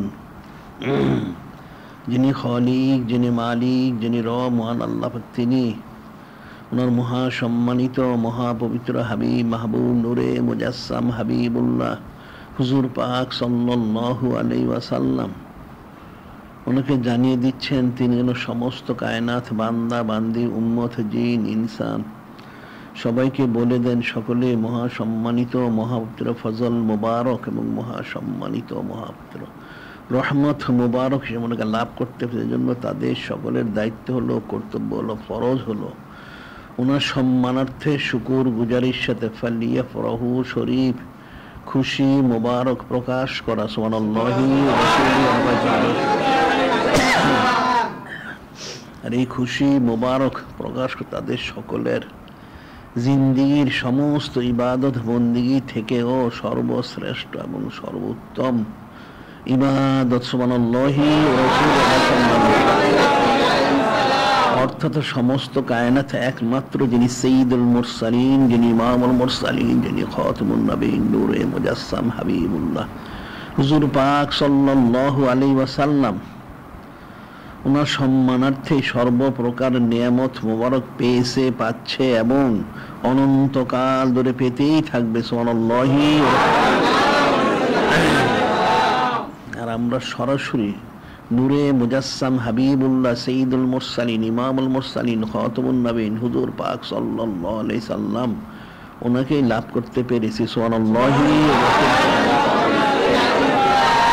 ওনারই সম্মানার্থে ওনারই রহমত মোবারকের কারণে আমরা অনন্তকাল ব্যাপী মহাসম্মানিত মহাপবিত্র সাইয়্যিদুল আয়াত শরীফ এবং মহাসম্মানিত বিশেষ ইন্তেজাম মুবারক এবং মহাসম্মানিত সাইয়্যিদুশ শুরা আযম শরীফ এবং মহাসম্মানিত মহাপবিত্র সাইয়্যিদুল আদাত শরীফ লাভ করতে পেরেছি। সুবহানাল্লাহি। আমরা এখানে অনন্তকাল ব্যাপী মহাসম্মানিত মহাপবিত্র সাইয়্যিদুল আয়াত শরীফ মাহফিল জারি করেছে। এর মধ্যে বিশেষ ইন্তেজাম মুবারকও করা হচ্ছে। তার মধ্যে এই মহাসম্মানিত মহাপবিত্র মাসটি হচ্ছেন সাইয়্যিদুশ শুহুর আযম শরীফ, অর্থাৎ মহাসম্মানিত মহাপবিত্র রবিউল আউয়াল শরীফ মাস। আবার তার মধ্যে আজকে মূল যে তারিখ, মূল বার সাইয়্যিদুল আদাত শরীফ মহাসম্মানিত 12ই শরীফ, সেই রাত্রি মোবারক এবং বিশেষ যে সময় সুবে সাদিকের সময়টা, যে সময়টা নূরে মুজাসসাম হাবিবুল্লাহ সঈদুল মুরসালিন ইমামুল মুরসালিন খাতামুন নবীন হুজুর পাক সাল্লাল্লাহু আলাইহি ওয়াসাল্লাম তিনি দয়া করে জমিনে তাসসিমও এনেছেন, সেই সময়টা নিকটবর্তী। সুবহানাল্লাহি। এখন আজকেও আলোচনা করা হয়েছে অনেকগুলি বিষয়, যেহেতু সারা রাত্রি ব্যাপী আজকে মাহফিল।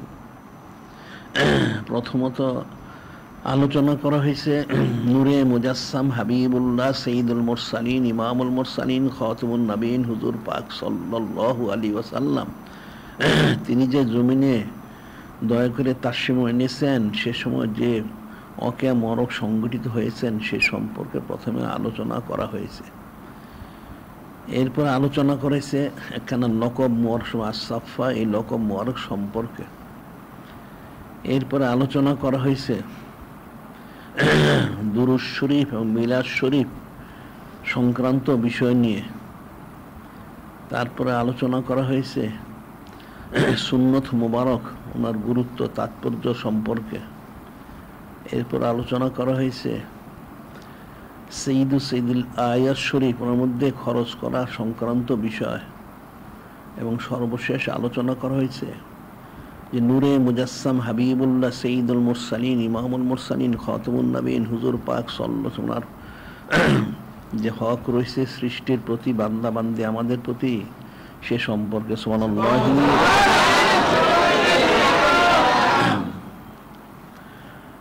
এখন নূরে মুজাসসাম হাবিবুল্লাহ হুজুর পাক সাল্লাল্লাহু আলাইহি ওয়াসাল্লাম তিনি যে তাসসিমও এনেছেন, উলিদা রাসূলুল্লাহ সাল্লাল্লাহু আলাইহি ওয়াসাল্লাম আমাল ফিল মিন ইসনাইন আস-সানি আশার মিন শাহরি রবিউল আউয়াল শরীফ, যে নূরে মুজাসসাম হাবিবুল্লাহ হুজুর পাক সাল্লাল্লাহু আলাইহি ওয়াসাল্লাম তিনি জমিনে তাসসিম এনেছেন আমাল ফিল হাতির বৎসর মিন ইসনাইন আস-সানি আশার মিন শাহরি রবিউল আউয়াল শরীফ সাইয়্যিদুল আইয়াম হচ্ছেন যেটা সাধারণ মানুষ বলে সোমবার, সেদিন। এবং আসানিয়া অর্থাৎ সাইয়্যিদুল আদাত শরীফ অর্থাৎ 12 শরীফ, এবং এই মহাসম্মানিত মহাপবিত্র সাইয়্যিদুশ শুহুর আজম শরীফ মহাপবিত্র মহাসম্মানিত রবিউল আউয়াল শরীফ মাসে তিনি এই জমিনে দয়া করে তাসসিম এনেছেন। সুবহানাল্লাহ। এখন ওনার খুসুসিয়ত বৈশিষ্ট্য ফজিলত অনেক আলোচনা করা হয়েছে, যেটা সাধারণ কিতাবের লেখে উলিদা মাল্লাহু মা খুলিকাল ওয়াজুদ আল-সাগীর ওয়ালিদ ওয়ালা মাউলুদ ইলা আখির। তিনি এমন এক ওজুদ মুবারক, তিনি যদি জমিনে তাসসিম না আনতেন তাহলে কোনো অস্তিত্ব আসতে পারত না, কোনো পিতা কোনো সন্তান কোনো সুরত লাভ করতে পারত না।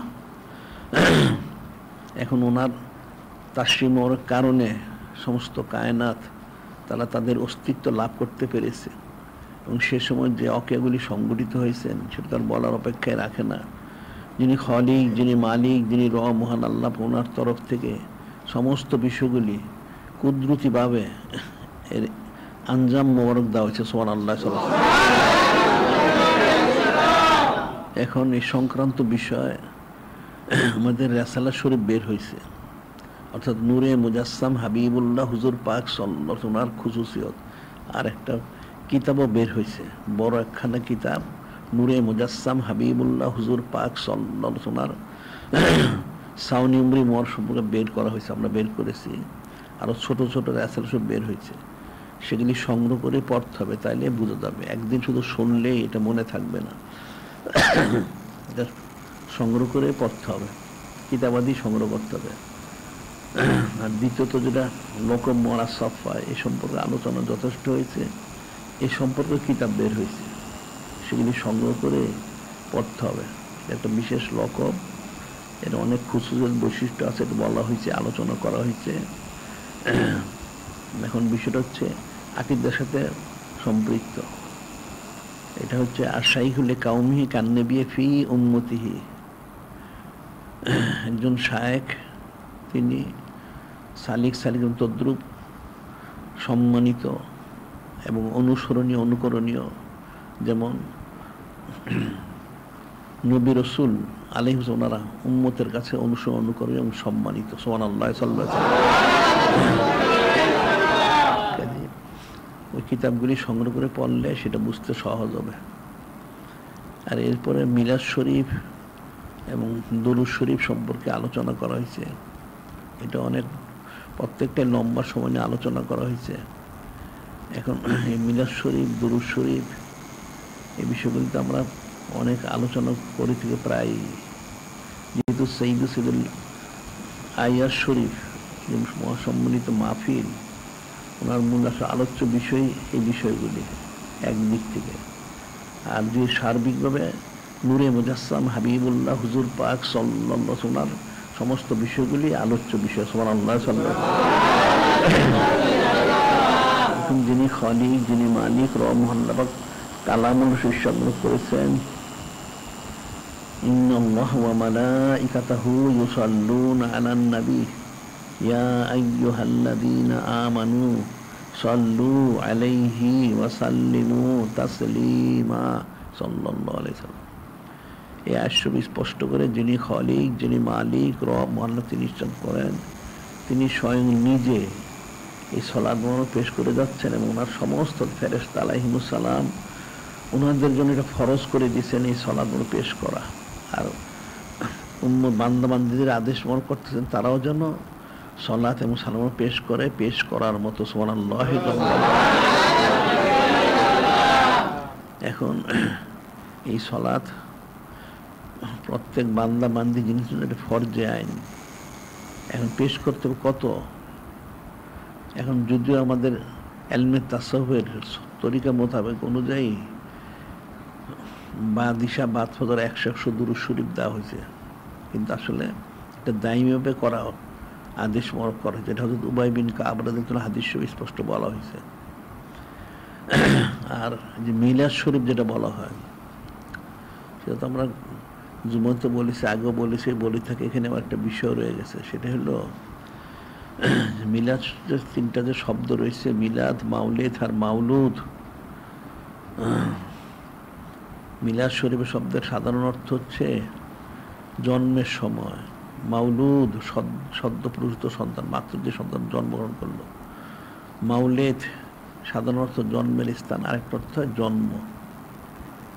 এখন আগেকার সমস্ত কিতাবের মধ্যে মাউলিদুন নবী সাল্লাল্লাহু আলাইহি সাল্লাম এই শব্দটা বেশি আছে। যদিও মাউলুদ শব্দটা আছে, তবে মাউলিদুন নবী সাল্লাল্লাহু আলাইহি সাল্লাম এটা বেশি।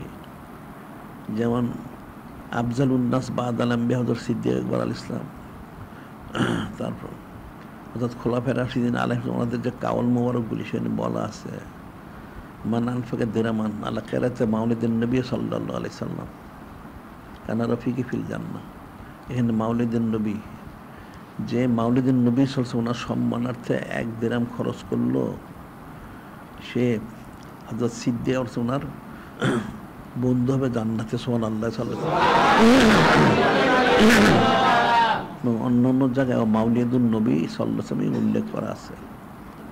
এখন ওনারা যেটা করেছেন সেটা ওনারা সার্বিক অর্থ নিয়ে করেছেন। তবে আমরা যে সৈয়দুল আয়ার শরীফ এই নামকরণ করেছি, এটা তো আগে ছিল না। এটা পার্থক্য বোঝানোর জন্য সাধারণভাবে যেমন বলা হয়, হাদিস কোরআন শরীফ বলছে আল্লাহ লা তাজালু দুআ রাসূল বাইনাকুম দুআ বাদিকুম বাদান। যিনি খালিক, যিনি মালিক, রব মহান, তিনি ইরশাদ করেন, তোমরা পরস্পর পরস্পরকে যে সম্বোধন করো, আমার হাবিব মাহবুব নূরে মুজাসসাম হাবিবুল্লাহ হুজুর পাক সাল্লাল্লাহু আলাইহি ওয়াসাল্লামকে সেভাবে সম্বোধন করো না। অর্থাৎ ওনার পরিভাষাগুলি একটু ব্যতিক্রম করতে পারলে উত্তম। যেমন আমরা ছোট ইস্তেঞ্জা, বড় ইস্তেঞ্জা, নুরুল শিফা মোবারক, নুরুল গায়ব মোবারক, এরকম অনেকগুলি আমরা পরিভাষা করেছি। এটা একটা সৈয়দুল আয়ার শরীফ একটা পরিভাষা।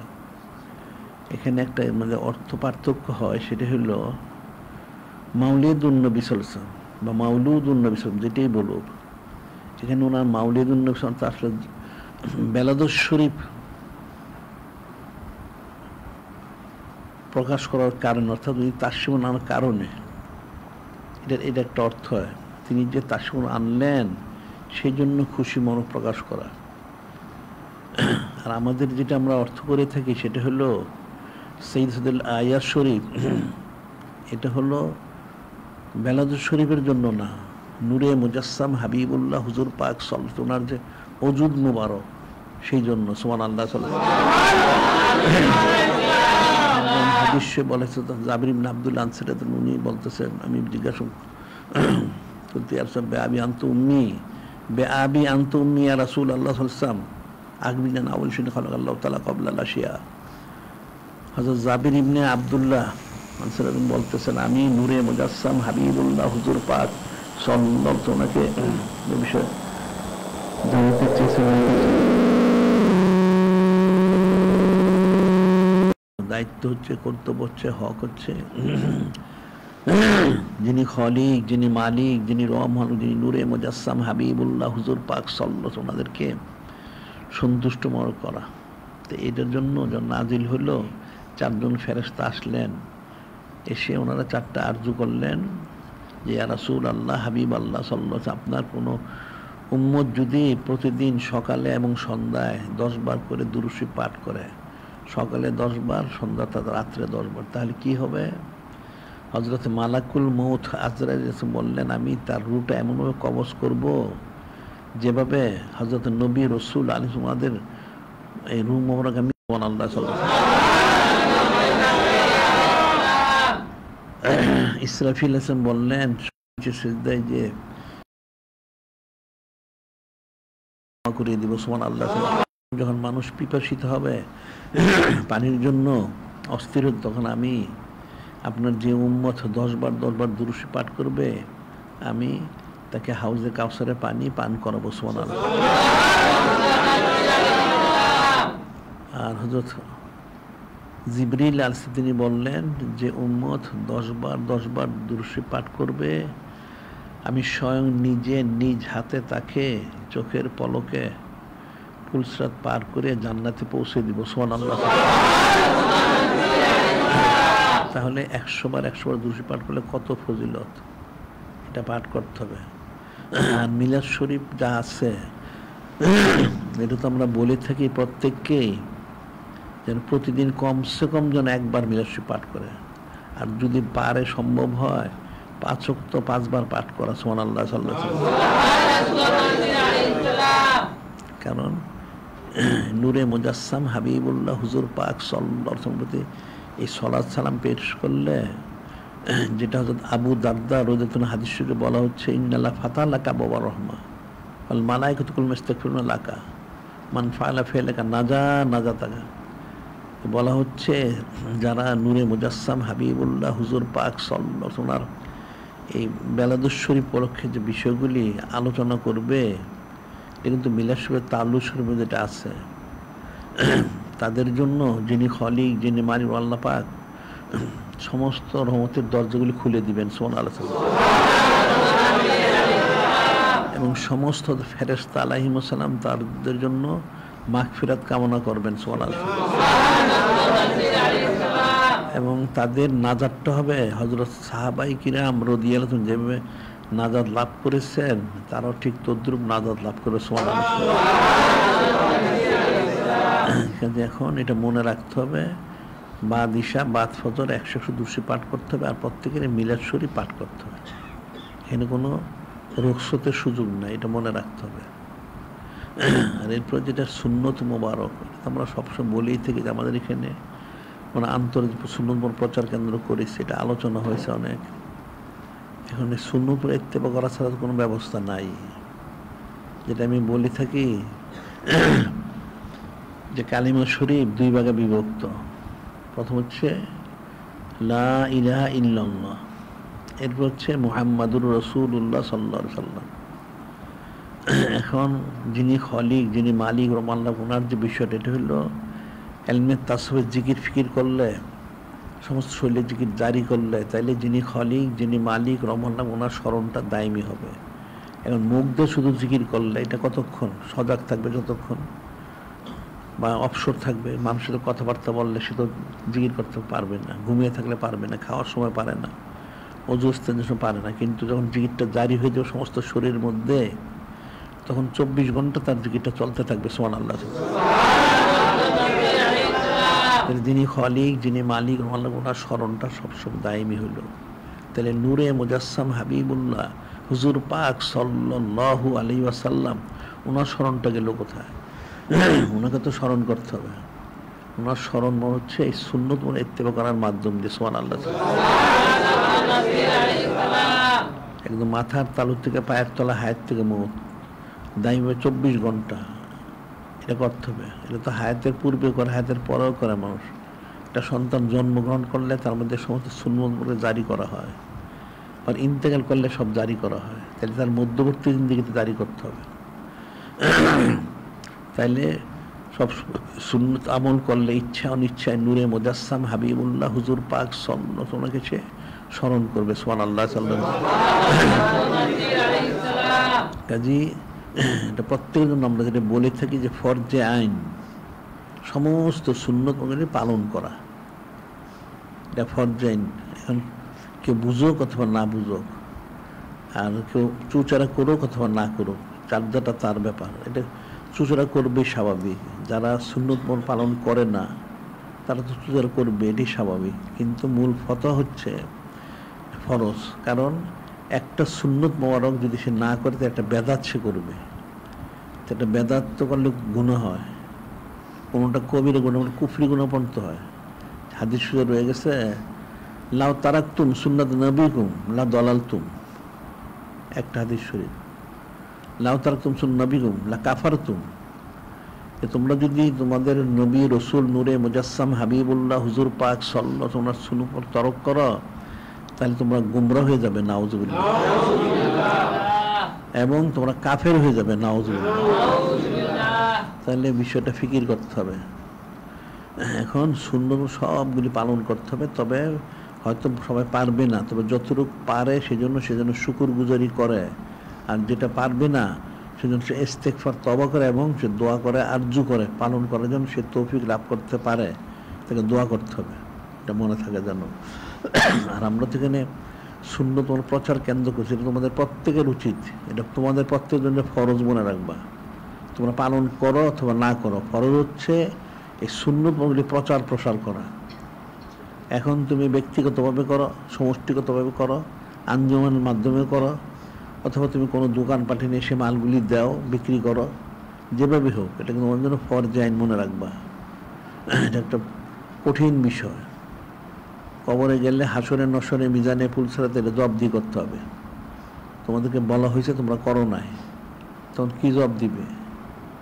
কাজে তোমাদের প্রত্যেক করা উচিত। তার সাথে আমরা বলি যে অনেক বেশি, যে তুমি লক্ষ কোটি টাকার মাল দিয়ে দান, তোমরা 1000 টাকার মাল নিয়েও করতে পারো, 100 টাকার মাল নিয়েও করতে পারো। আস্তে আস্তে করতে করতে বড় হবে, এটা মনে রাখবা।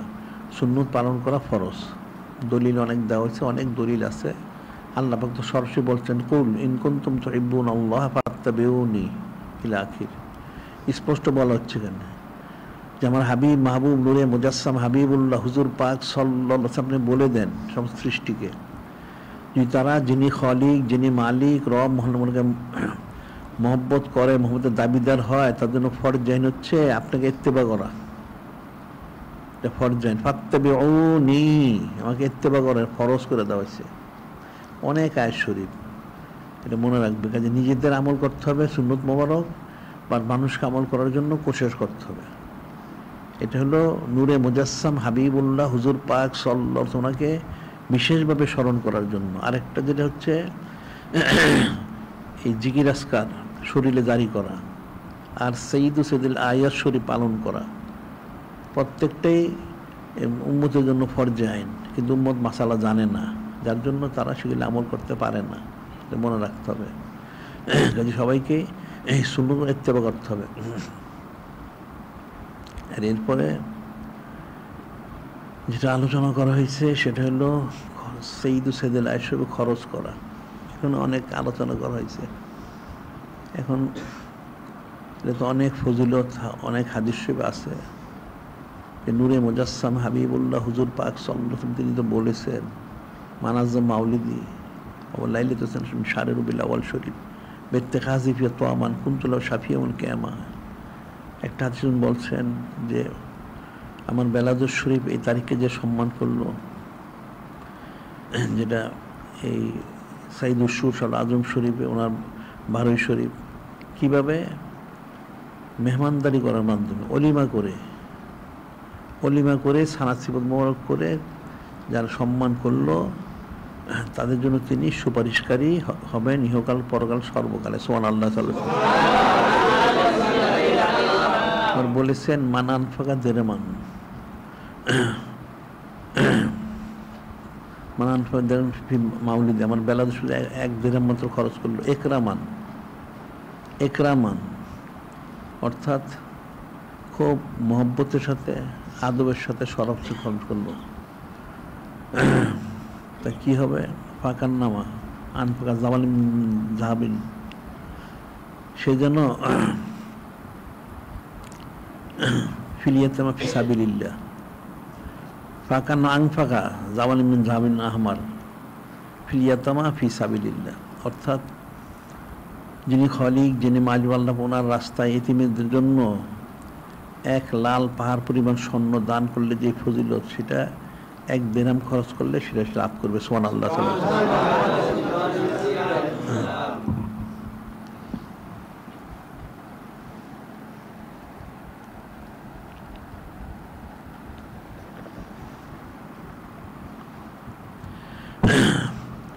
খরচের অনেক কথা বলা হয়েছে, এখন খরচ করা উম্মতের জন্য এটা দায়িত্ব, কর্তব্য। এখন খরচটা করবে অলিমা করে, অর্থাৎ মেহমানদারির মাধ্যমে, আর সে অলিমার মাধ্যমে সেখানে নূরে মুজাসসাম হাবিবুল্লাহ হুজুর পাক সাল্লাল্লাহু সানাত সিফত মোবারক করে মানুষকে মেহমানদারি করবে।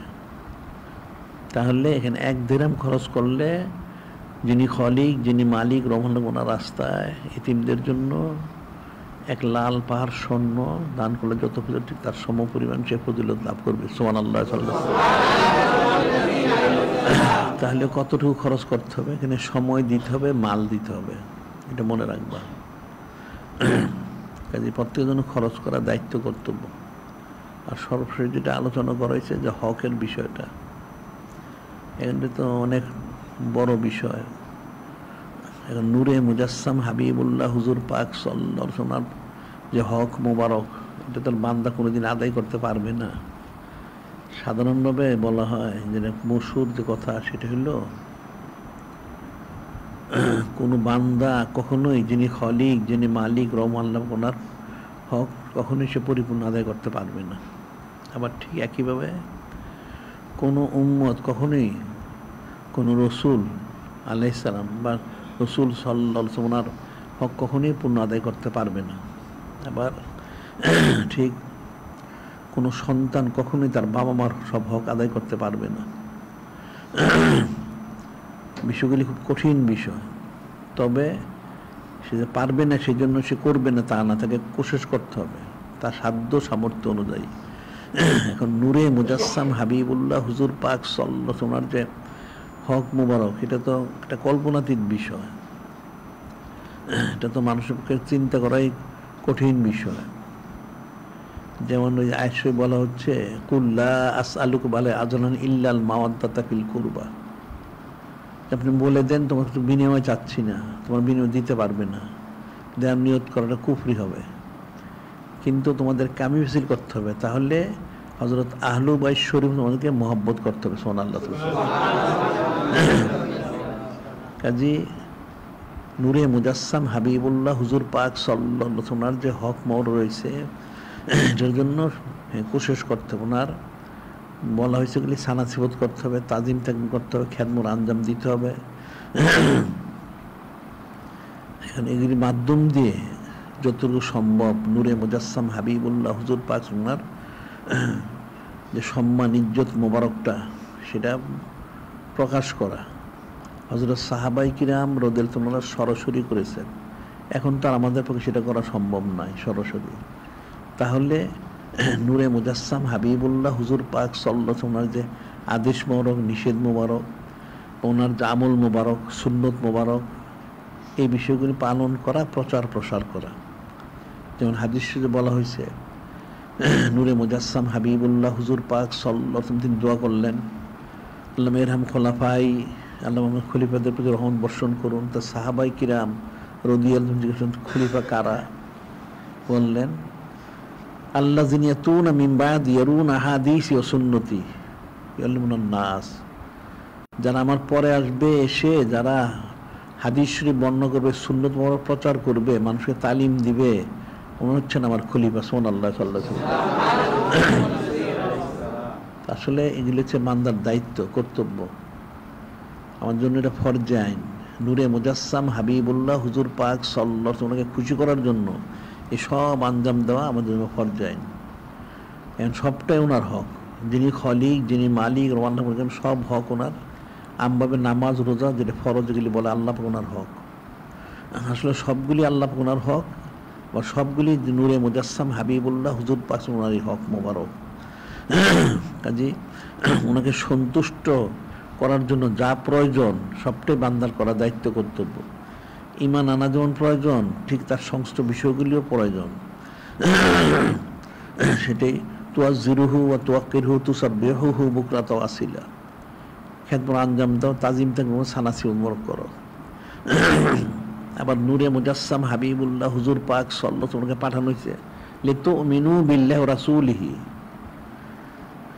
যেন তোমরা ঈমান আনতে পারো যিনি খলিক, যিনি মালিক, রব মহাল্লা ওনার প্রতি, এবং যিনি নূরে মুজাসসাম হাবিবুল্লাহ হুজুর পাক সাল্লাল্লাহু আলাইহি ওয়াসাল্লাম ওনার প্রতি ঈমান আনাটা, ওনার খেদমত আঞ্জাম দেওয়া, সানাসি উনকার, তাজিম থেকে মুখ করা, সবটাই। আর ওনার যে বিষয়গুলি, এই বিষয়গুলি সবসময় আঞ্জাম দেওয়া। এখন আমাদেরকে শ্রেষ্ঠ উম্মত করা হয়েছে, কুনতুম খায়রা উম্মাতিন উখরিজাত লিন-নাস তা'মুরুনা বিল মা'রুফ তানহাউনা ওয়া তু'মিনুনা বিল্লাহ। আমাদেরকে শ্রেষ্ঠ উম্মত বানানো হয়েছে। তা আমাদের কি আছে শ্রেষ্ঠত্বের? আমাদের কোনো যোগ্যতা তো নাই। তারপর আমাদের শ্রেষ্ঠ উম্মত বানানো হয়েছে কেন? একমাত্র নূরে মুজাসসাম হাবিবুল্লাহ হুজুর পাক সাল্লাল্লাহু আলাইহি ওয়াসাল্লাম ওনার উম্মত হওয়ার কারণে। সুবহানাল্লাহ। এখন এই জন্য আমাদেরকে বলা হচ্ছে, তোমাদেরকে মানুষদের শ্রেষ্ঠ উম্মত হিসেবে মনোনীত করা হয়েছে। তোমার দায়িত্ব হচ্ছে সৎ কাজ আদেশ করে, বদ কাজে নিষেধ করবে, খালেস ঈমান আনবে। এখন খালেস ঈমান আনতে হলে বায়াত গ্রহণ করতে হবে, সবক নিতে, জিকির ফিকির করতে হবে। এরপরে যখন খালেস ঈমানদার সে হবে, তখন সে সৎ কাজ আদেশ করে, বদ কাজ নিষেধ করতে পারবে। আর সৎ কাজ মানে একটা বড় কাজ হলো সুন্নত পরে পালন করা, ইত্তেবা করা। আর বেদাত থেকে বদ কাজ হলো বিরত থাকা, মানুষকে বিরত রাখা। এই কাজগুলি করতে হবে। অর্থাৎ নূরে মুজাসসাম হাবিবুল্লাহ হুজুর পাক সাল্লাল্লাহু আলাইহি ওয়াসাল্লাম যে বিষয়গুলি দিয়ে গেছেন, কোরআন শরীফ দিয়ে গেছেন, হাদিস শরীফ দিয়ে গেছেন, সুন্নত মোবারক দিয়ে গেছেন, এই বিষয়গুলি হক আদায় করা, তালিম, তালকিন, দর্স, তাদরিস যা আছে সবটা করা। আর আসলে মূল যে বিষয় সেটা হলো বান্দার জন্য একদিকে যেটা আমি বললাম যে জিকিরটা জারি করলে 24 শরীরের মধ্যে 24 ঘন্টা যিনি খলিক, যিনি মালিক, রওনা ওনার স্মরণ হয়। এছাড়া কোনোদিন সম্ভব না, সুলতান আসকার ছাড়া। আর ঠিক একইভাবে নূরে মুজাসসাম হাবিবুল্লাহ হুজুর পাক সাল্লাল্লাহু আলাইহি ওয়াসাল্লাম ওনার জিকিরটা জারি করতে হবে। তো ওনার জিকির জারি করবে কিভাবে? ওনার জিকিরটা জারি করতে, অর্থাৎ ওনার সুন্নত মোর ইত্তেবা করার মাধ্যমে। সুবহানাল্লাহ। এর মাধ্যম দিয়ে ওনার জিকিরটা জারি করতে হবে। সবসময় যদি সুন্নত ইত্তেবা কেউ করে, তাহলে তো প্রতি মুহূর্তে সে স্মরণ করবে। চলা ফিরা, ওঠা বসা, খাওয়া দাওয়া। এক লোক শুয়ে থাকবে, সুন্নত মোর শুয়ে রইল, অজু করবে সে অনুযায়ী, ইস্তেঞ্জা করবে সে অনুযায়ী, খাওয়া দাওয়া করবে সে অনুযায়ী, তার যা সাংসারিক কাজকাম যা করবে সব সে অনুযায়ী করবে। প্রত্যেকটা তার